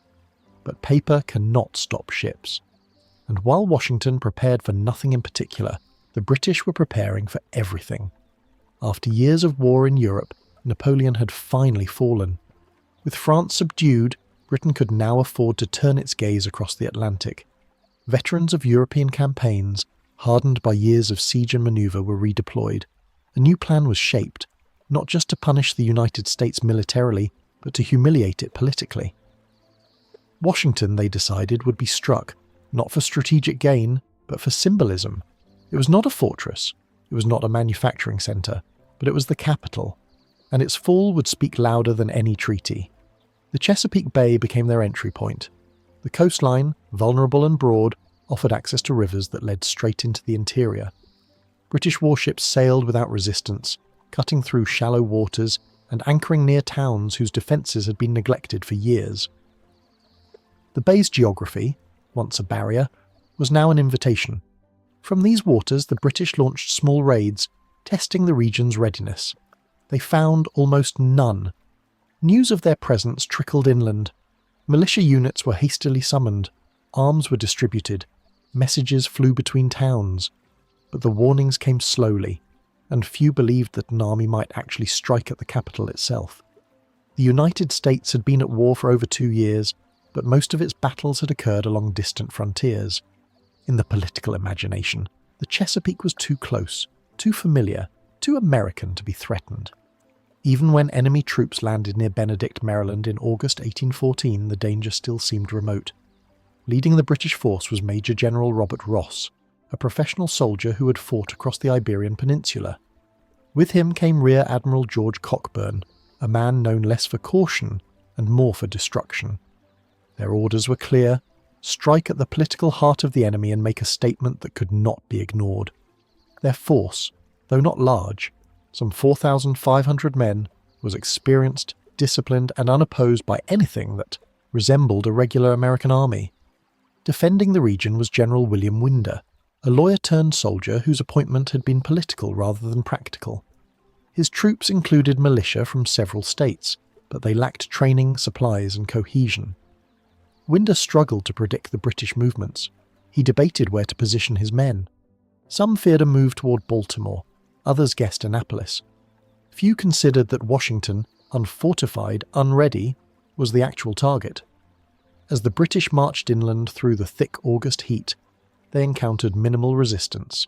Civilians fled ahead of them, leaving behind tools, livestock, and unanswered questions. The fields they crossed were dry and cracked. The air was thick with insects, but the British moved methodically, never breaking pace. They reached Bladensburg, just 6 miles from Washington, without facing a single serious engagement. It was at Bladensburg on August 24th that the only real chance to stop them arrived and failed. American forces, hastily assembled and poorly positioned, attempted to make a stand along the eastern branch of the Potomac. President James Madison was present. Members of Congress observed from a distance.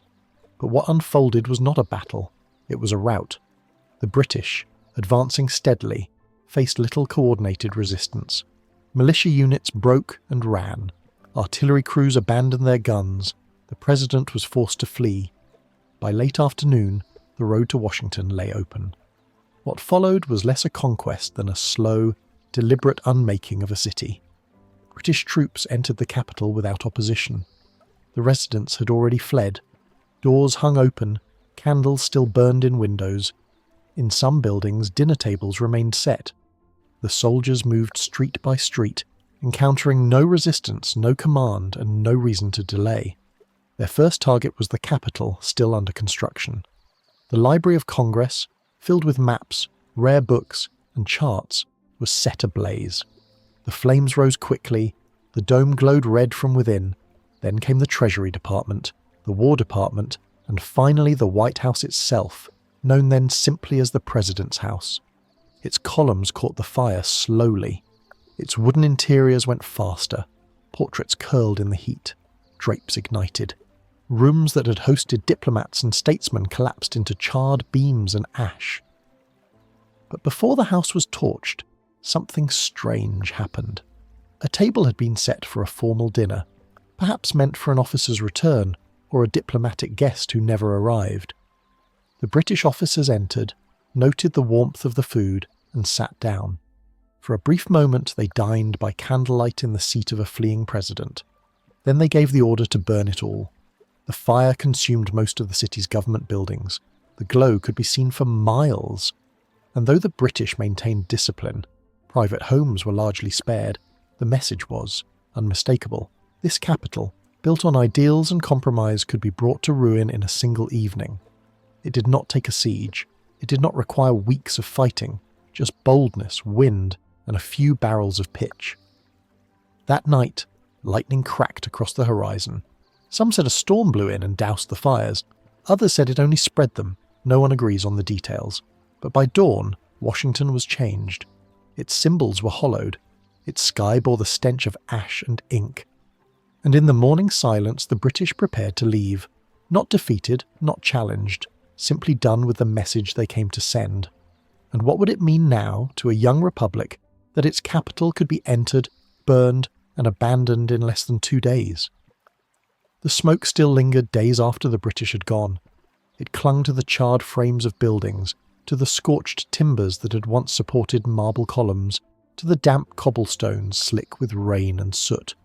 Washington had not just been attacked, it had been hollowed.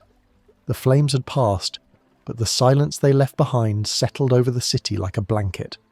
There were no parades, no public addresses, just damp papers scattered in the streets and chimneys standing above ruins that no longer had walls. President James Madison, once chased from the city by the sounds of his own government's collapse, now returned in caution, moving between what was left of familiar landmarks. His cabinet met in borrowed houses. State documents were read by candlelight from salvaged furniture. The Capitol, its rotunda scorched and gutted, resembled more a battlefield ruin than a seat of law.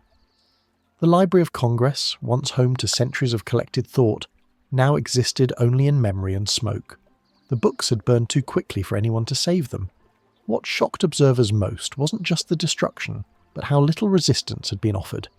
In the aftermath, newspapers across the country began to question the very idea of security. If Washington, centre of the executive branch, home of the legislature, cradle of federal authority, could fall in a matter of hours, then what else was vulnerable? The question hung in taverns and drawing rooms, in military outposts and small-town courthouses. The war, once a distant series of skirmishes along borders and lakes, had stepped directly into the heart of national identity. But war does not pause for embarrassment. The British had left Washington not out of weakness, but by design. Their campaign had never been about holding ground. It was about leaving a wound. With their ships anchored again in the Chesapeake, they now turned their attention toward Baltimore, a city far more prepared, far more defiant. And while Maryland prepared for siege, Washington drifted in its own stunned paralysis. Efforts to organize a response were slow. There was no immediate reconstruction plan. Funding was unclear. Some politicians, particularly those from the Northeast who had opposed the war from the start, suggested moving the capital entirely, perhaps to Philadelphia or even New York. They argued that Washington had always been vulnerable, too exposed, too idealistic in its placement. Let it return to the swamp from which it rose. But others, particularly Madison's allies, viewed retreat as surrender. To abandon Washington now would be to confirm every suspicion the British held about the fragility of the Republic, and so, in the ruins, work quietly resumed. Charwomen swept glass from congressional chambers that no longer had ceilings. Carpenters began propping up what could still stand. Architects who once dreamed of monuments now sketched repair plans. The Patent Office, spared from destruction by the personal intervention of a British officer, became a symbol of what had survived, not because of military defence, but because one man had insisted that it held value beyond war. In the countryside surrounding the capital, refugees trickled back. Some returned to find their homes looted, their shops burned, their streets stripped of familiar landmarks. Others, having fled with nothing, came back to little more than outlines where doors once stood. The emotional toll was harder to measure. Pride had been singed, but not erased. For many, the shock transformed into something else, a quiet anger not shouted in speeches, but hammered into beams and bricks as reconstruction began. Among the military, the defeat forced a reckoning. General Winder, blamed for his indecisiveness at Bladensburg, faded from relevance. Militia leaders from neighbouring states refused to take sole blame, but none escaped criticism. The failure had not come from cowardice, it had come from assumption. Too many believed the capital was untouchable. Now its ruins reminded the nation that geography alone was not a defence. Still, within the wreckage, something peculiar happened. The event, meant to humiliate, began to unify. Congress, forced to meet in temporary quarters, passed emergency measures with unusual speed.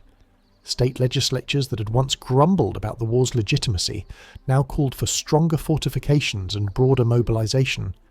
The press, which had teetered between skepticism and despair, began to publish calls for vengeance, for pride, for redemption, not just for Washington, but for the nation's reputation. For Madison, the challenge was steep. He had watched his capital burn, had hidden in Virginia with a satchel of government papers and the weight of history on his back.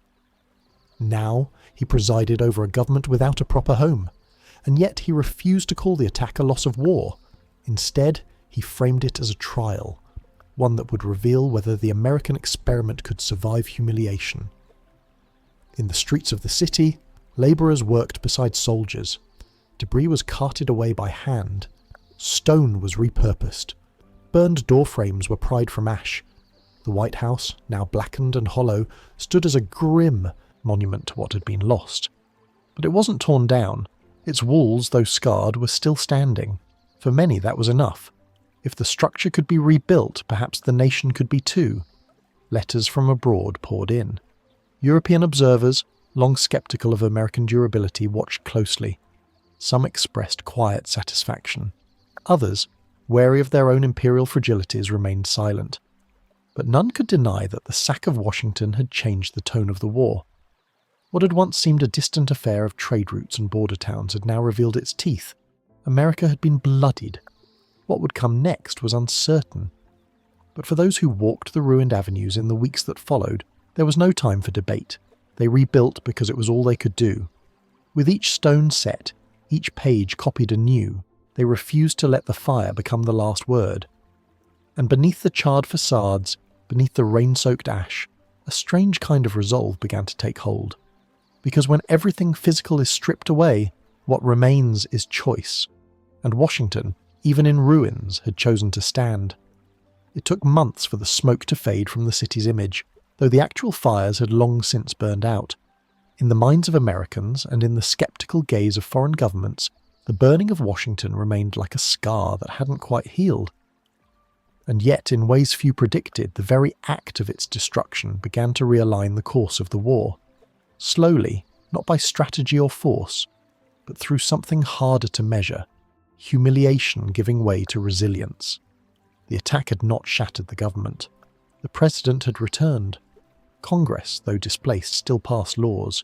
The army, shaken and reorganizing, still stood. The British had wanted to expose fragility, and in doing so they had instead clarified what remained after the structures collapsed. For the first time in the war, cities like Baltimore no longer waited for help. They prepared to resist. Just weeks after the burning, the British turned their attention to that port city, hoping to repeat the psychological blow. But Baltimore was not Washington. The harbour was fortified. Militia and regular troops worked side by side. Earthworks ringed the city. And in the bay, at the mouth of the Patapsco River, stood Fort McHenry, low, star-shaped and bristling with cannon. What happened there, in the blackened skies of September 1814, has been recounted in songs and ceremonies ever since.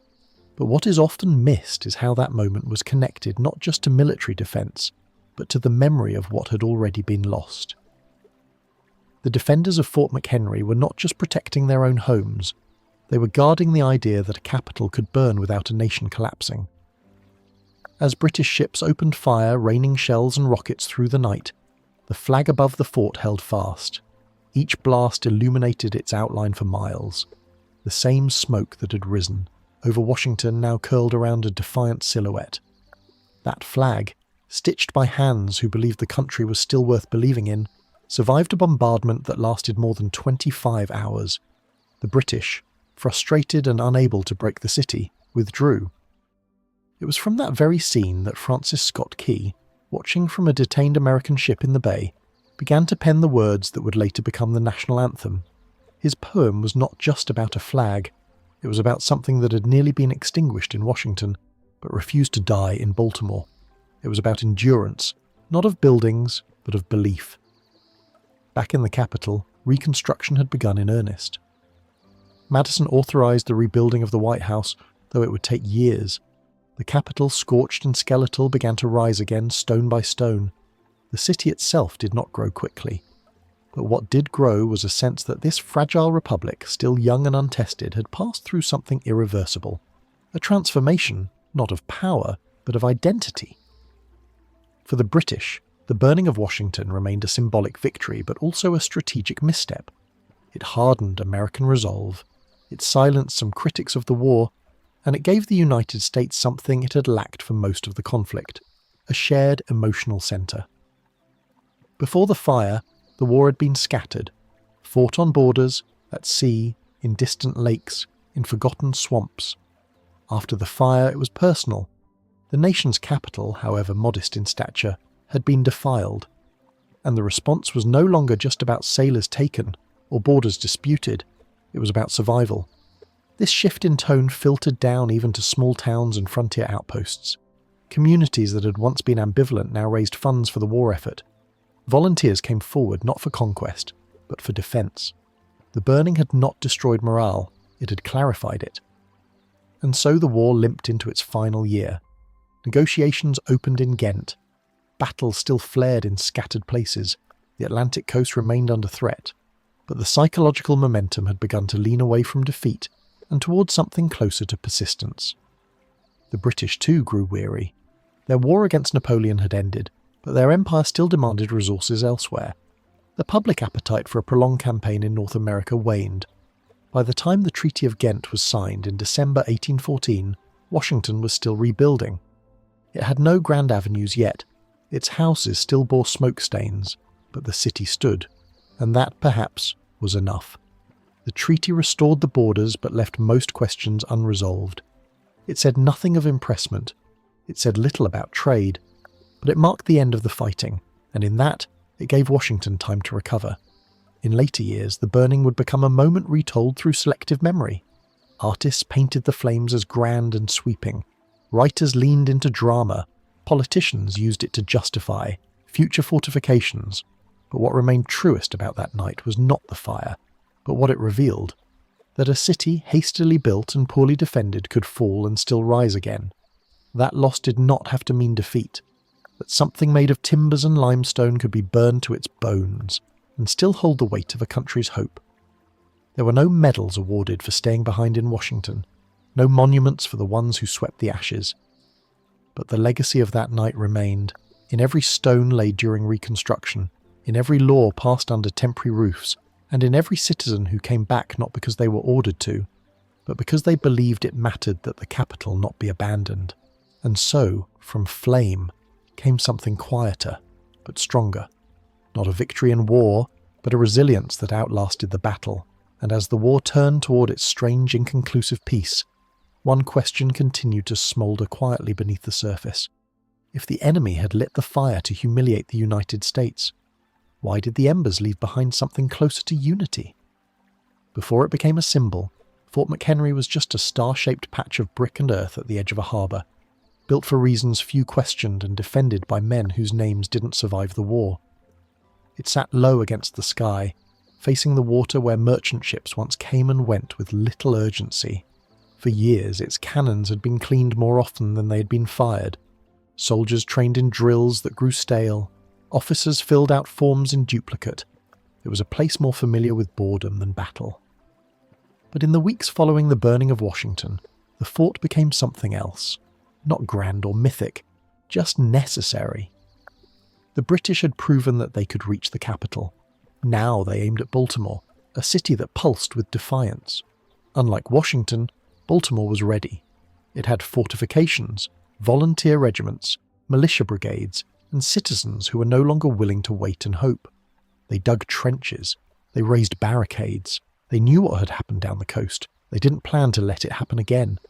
The British arrived by water and land. A fleet of warships moved into the Patapsco River just beyond the reach of downtown.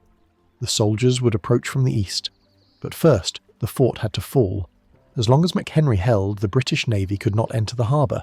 Without the harbour, Baltimore could not be taken. The fort, long peripheral, was now the hinge of everything.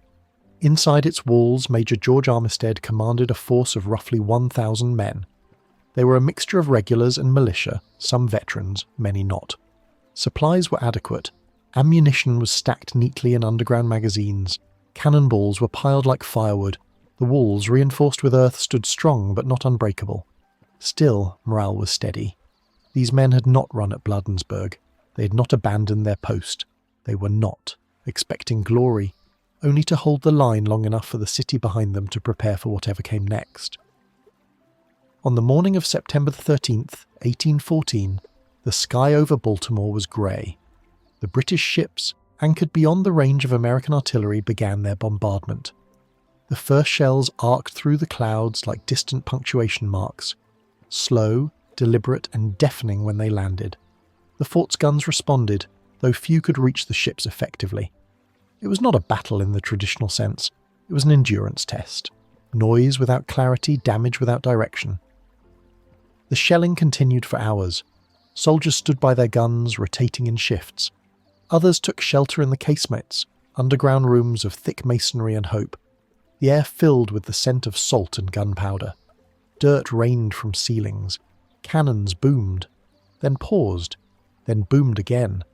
No commands echoed across the battlefield. There were no charges, just thunder from afar and the waiting. Outside the fort, a few miles downstream, a 35-year-old lawyer named Francis Scott Key watched the bombardment from aboard a ship under British guard. He had come to negotiate the release of an American prisoner and had been temporarily detained to prevent him from revealing British plans. From his vessel, he could see little beyond the clouds of smoke and the occasional burst of fire. But through it all he watched for the flag. That flag, massive, hand-stitched, meant to be visible from great distances, flew from a high mast within the fort's walls.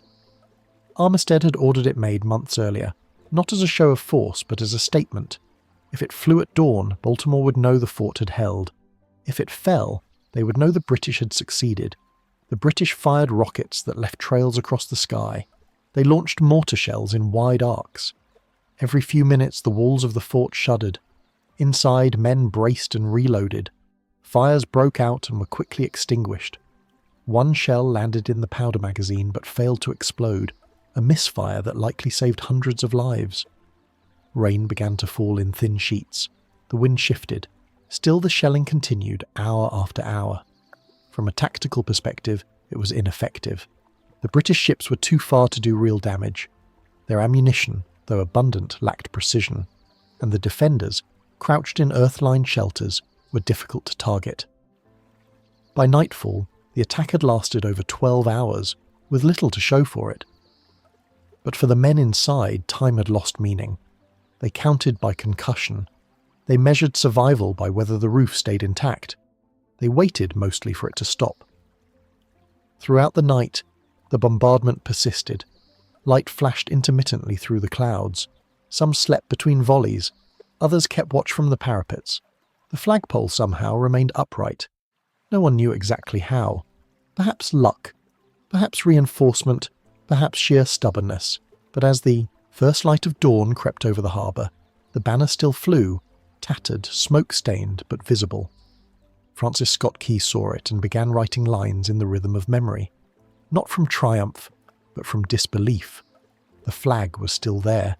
The fort had not fallen, and Baltimore behind it had been spared for now. What he wrote would later become something larger than he intended. It was never meant to define a nation. It was meant to capture a moment, a night of noise, a morning of breath held too long. And the men inside the fort, most of whom never heard his name, returned to their routines. They swabbed the guns, they stacked fresh shot, they repaired broken timbers. There were no medals awarded, no victory parades. Just another day, slightly quieter than the one before. And yet what they held was not just a position. It was the last line between Baltimore and the fire that had already consumed Washington. And by holding, they forced the British to change course. The ships turned back. The troops already engaged on land retreated. The attack, though bold, had failed. But what exactly had they defended? And what had that massive flag come to mean, now that it had survived not for glory, but just for not falling? When the British ships withdrew from the Patapsco River, they left no declaration behind, no farewell, no warning, no reason. They simply sailed away, their decks dark, their sails low against the grey sky. Baltimore did not celebrate immediately. It waited. It listened. Only when the silence stretched past sunrise did the city begin to understand. The worst had passed. The fort had held. The harbour was safe. And for the first time in weeks, the enemy was moving in the other direction. Inside Fort McHenry, soldiers emerged from their bunkers slowly, their ears still ringing from the night's barrage. The ground was torn and blackened. Timber had splintered under shell impact. Earthworks bore craters like pockmarks. A few had died. Others were injured. Most were simply tired of the noise, of the tension, of the waiting. There had been no brilliant counterattack, no gallant charge. Just survival, Just hours measured in explosions and silence, repeated over and over until daylight arrived. The flag still flew. That much was certain, but it was not pristine. The fabric was ripped in places, smoke-smudged and dirt-worn, like a veteran who had outlived the battle without explanation. It moved in the breeze not proudly but heavily, as though bearing the weight of what it had seen. To the men in the fort it meant little more than relief. It meant they were not dead, that the fort had not been breached, that the ground beneath them, while scorched, was still theirs. Aboard a nearby American vessel, Francis Scott Key, recently released and allowed to return ashore, stared at the flag longer than most. What he had witnessed during his detainment was not glory but endurance, and what he felt when he saw the banner still, flying, was not triumph, it was disbelief.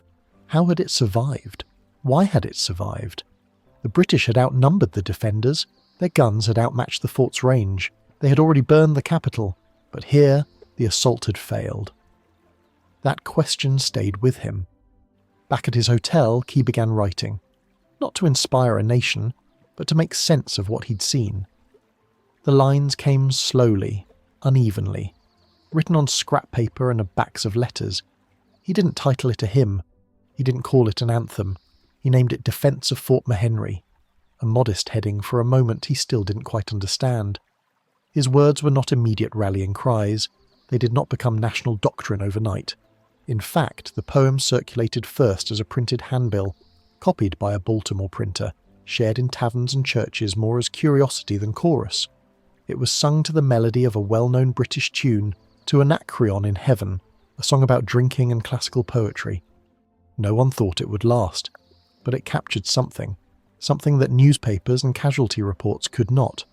It captured the surprise of survival, the confusion of watching a small garrison withstand a calculated naval assault, the surreal image of a flag still standing after everything else had fallen or burned in this war.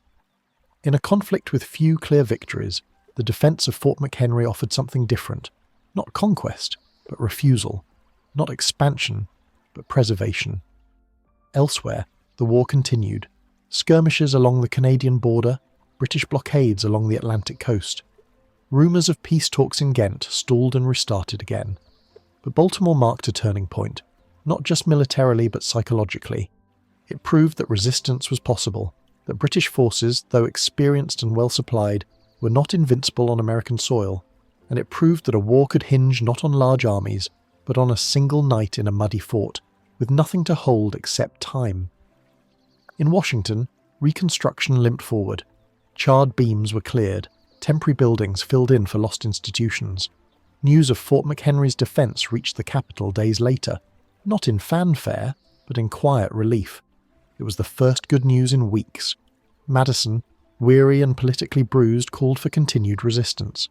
Congress, meeting in makeshift quarters, cited Baltimore as proof that the Republic could still hold ground. Meanwhile, Key's poem spread.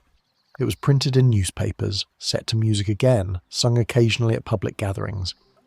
But still it was a regional curiosity, read more for its emotional tone than its literary value.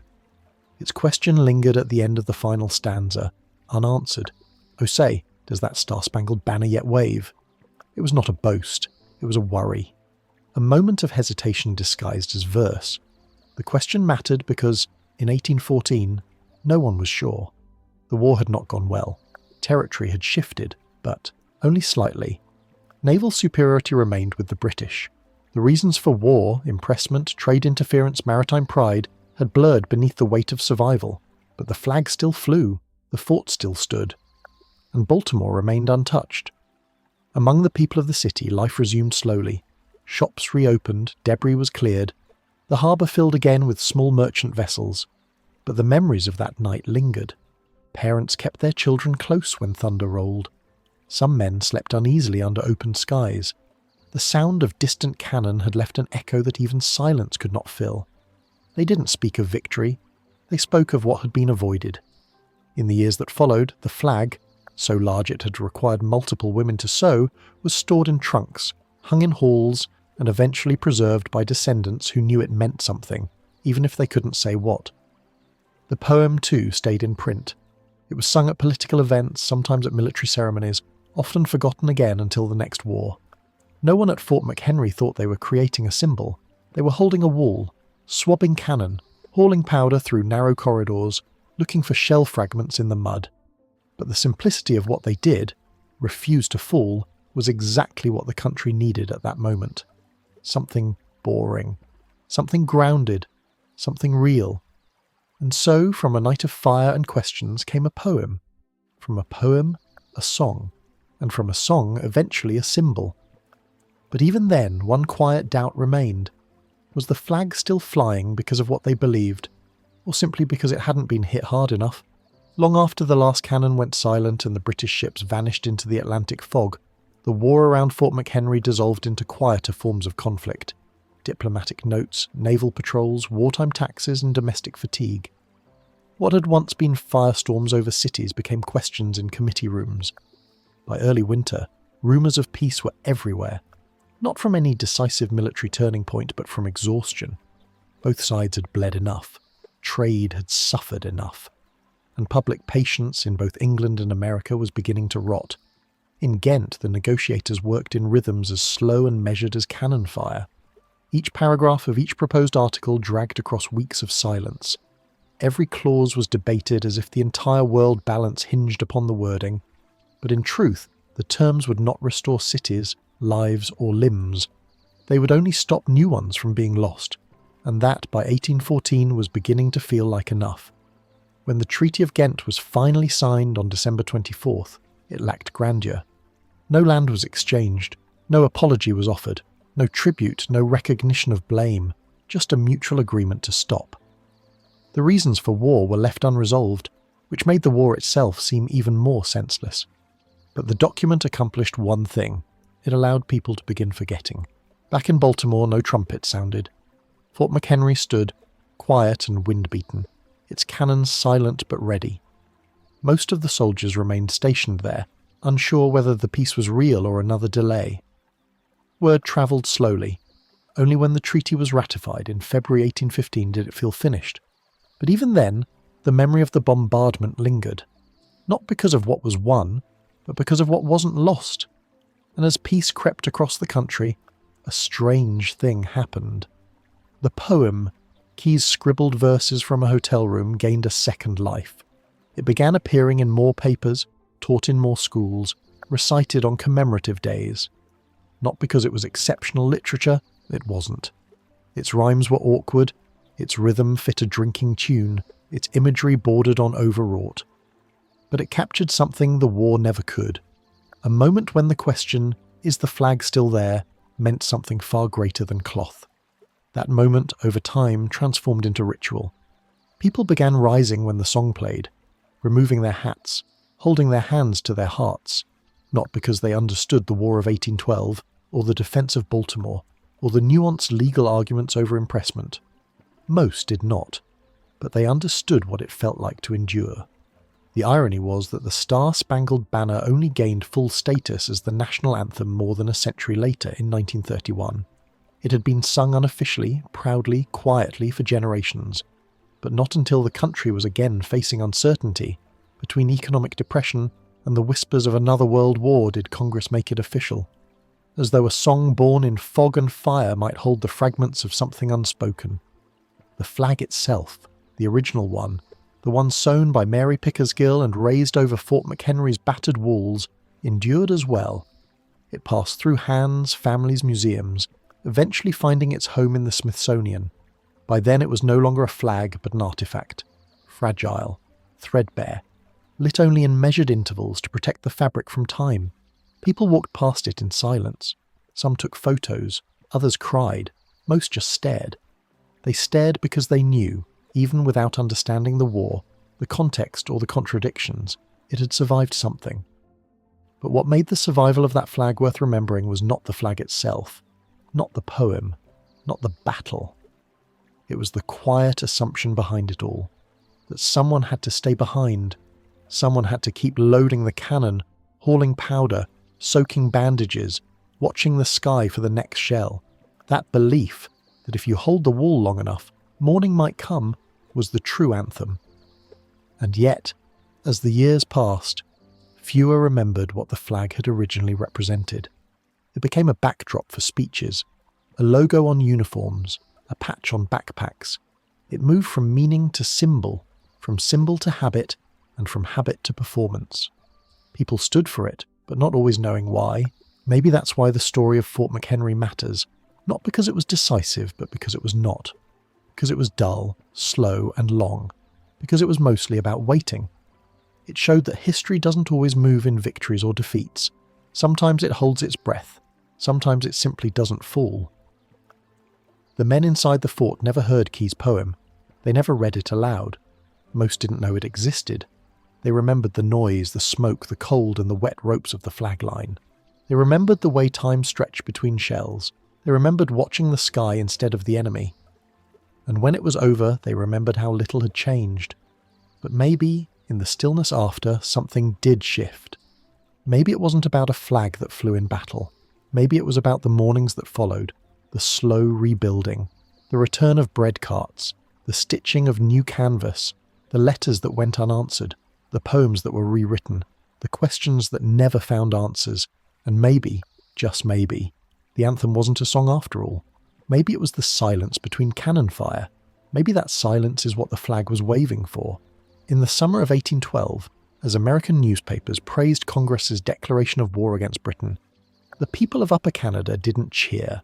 They didn't protest. They didn't mobilize. Most just went back to their fields, eyes narrowed toward the southern horizon, wondering why their neighbours were coming with rifles instead of wagons. They hadn't asked for this war. They hadn't threatened it. And yet they stood on the fault line of its arrival. America called it a second war of independence.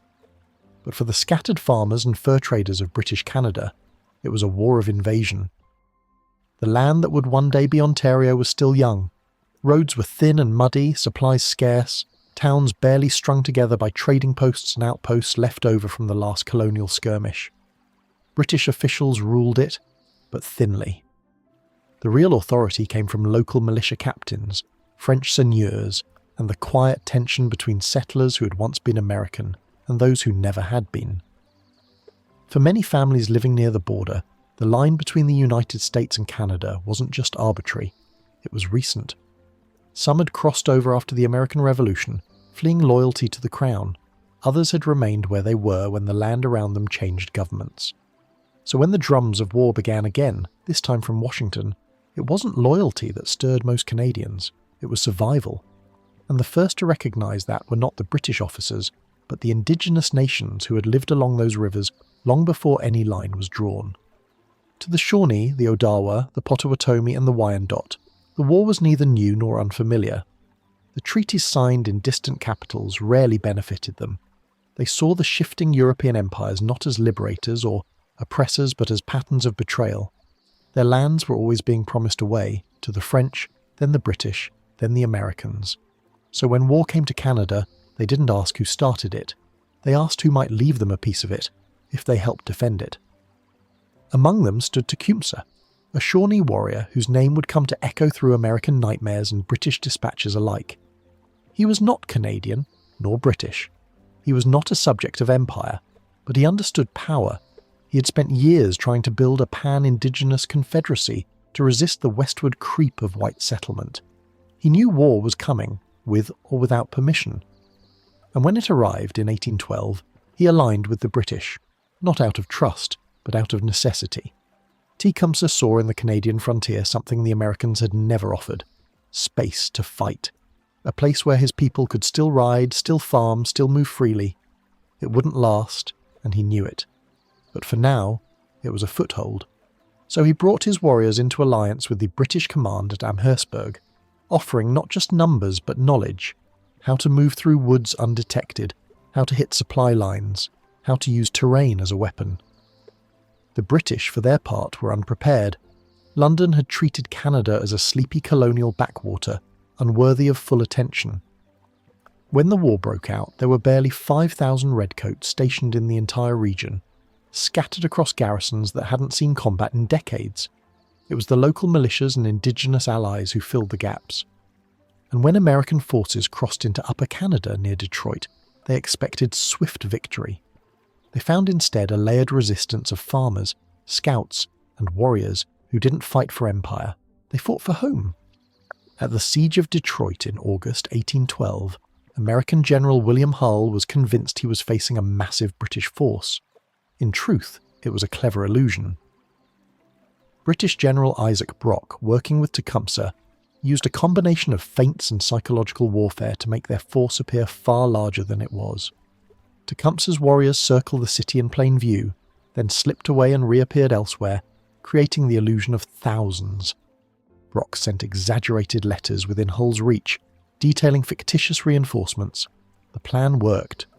Hull surrendered without a shot fired in defense of the fort, a humiliation that rocked American morale and stunned Washington.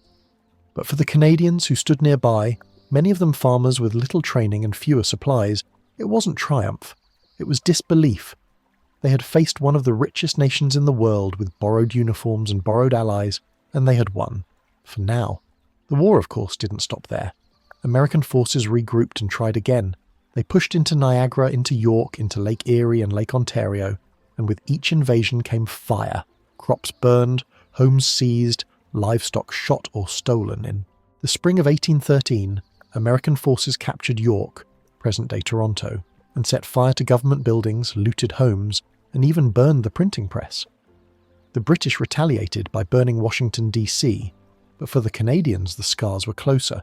They didn't read about the war, they saw it from their porches, and that is what the story of Canada in the War of 1812 often misses.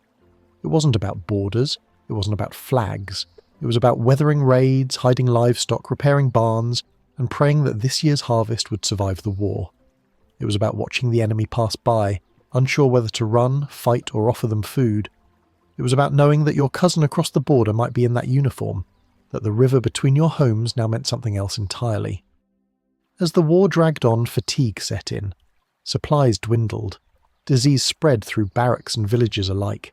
Many militia members had families to feed, farms to tend, and no stomach for prolonged conflict. And yet, again and again they returned. Not out of zeal, but out of quiet necessity. If they didn't, who would? The British High Command was still hundreds of miles removed.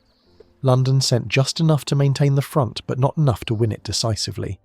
The burden of defence in many ways remained local. Through the winters there were no uniforms warm enough, boots cracked, rifles rusted, ammunition was scarce. And yet the Canadian frontier didn't collapse. It didn't rise in rebellion either. It simply endured, not through strategy or strength, but through a kind of stubborn patience. The war had come to their fields and they had not fled. What they defended wasn't empire, it wasn't monarchy, it was place. Land passed down through generations, forest paths known only to local hunters, churches built with volunteer labour, grain stores hidden under false floors.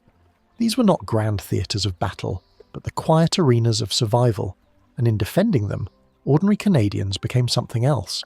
People who would one day be called a nation, though they didn't yet know it. It's easy, looking back, to see the War of 1812 as an American war, something that happened on the fringes of US history. But for Canada, it was foundational. It tested the threadbare loyalties of settlers and strangers alike. It forced French-speaking and English-speaking colonists to fight under the same flag. It drew indigenous nations into fleeting alliances that would soon be broken. And it stitched a quiet kind of identity along the rivers and lakes where the war never fully left.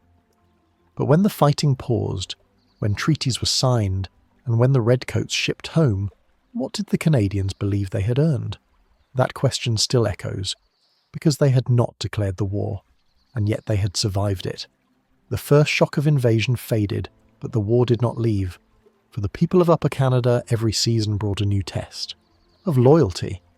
Not in speeches or oaths, but in the small, grinding choices of daily life. Whether to answer the call when the militia drum sounded, whether to surrender grain to British quartermasters, whether to risk hiding livestock from American raiding parties, whether to stand firm when neighbours questioned which side you truly belonged to. Loyalty was less about the crown or the republic, and more about survival under the weight of both. The British Empire, stretched thin across the globe, had promised protection, but promises could not plough fields or guard barns. The red-coated regulars, disciplined and few, often depended on locals for food, wagons, and knowledge of the terrain. Farmers gave reluctantly. knowing the same supplies might be demanded again by the Americans if they swept through next week. Women carried messages between camps, sometimes under threat, sometimes under suspicion. French-speaking Canadians along the St. Lawrence River. Lawrence balanced their old distrust of British rule with the immediate threat of invasion, and Indigenous allies, having staked their survival on the alliance, found themselves fighting to preserve a foothold that was shrinking even as the war dragged on. The harsh winter of 1812 to 1813 drove these contradictions deeper. Snow buried roads and froze rivers, but it did not stop armies from moving. Both sides raided for provisions. For many Canadians, this meant their homes became contested spaces. One week, an American patrol demanded firewood. The next, British officers requisitioned oats. Neutrality was impossible. To refuse either side risked violence. To comply meant losing the stores that kept families alive until spring. The war was not just in the fields of battle. It was in kitchens, in barns, in the granaries hidden behind false walls. The Niagara frontier saw some of the hardest swings of fortune. Towns like Newark, Queenston and Fort Erie were fought over again and again, their residents displaced, their homes burned, their crops trampled. In December 1813, American troops set fire to the town of Newark as they retreated across the river, leaving hundreds of families homeless in the snow. The flames lit the night sky, and the smoke drifted over the frozen water, carrying with it a bitterness that would not fade. Refugees trudged through drifts with whatever they could carry, children wrapped in rags, elders stumbling, unsure whether their homes would ever be rebuilt. It was less a battle than an unravelling of community, a reminder that war does not stop when soldiers march away. The British retaliated in kind, crossing into New York to burn towns along the frontier. The cycle of retribution spiralled, and with each burning, ordinary families paid the price. For the settlers of Upper Canada, the war was not a noble defence of empire or monarchy. It was a fight not to be erased. And yet, amid the wreckage, loyalty deepened. The sight of Newark's ashes hardened attitudes. Families who had once grumbled about distant governors now saw the crown as the only shield left against the chaos. The Americans, meant to be liberators in their own rhetoric, had become invaders in memory. Meanwhile, the militias, so often mocked by British regulars for their lack of training, proved indispensable. At Châteauguay, south of Montreal in 1813, a force of French-Canadian farmers and militia under Charles de Salaberry stopped a much larger American army. They fought with precision, using the forest to their advantage, and forced the invaders to withdraw without breaking their lines. It was not just a military victory, it was a statement. French Canadians, long treated with suspicion by their British rulers, had defended the colony when it mattered most. Their loyalty was no longer in question. The Indigenous warriors remained the most steadfast and most sacrificed. After Tecumseh's death on the Thames in 1813, their alliance began to fray.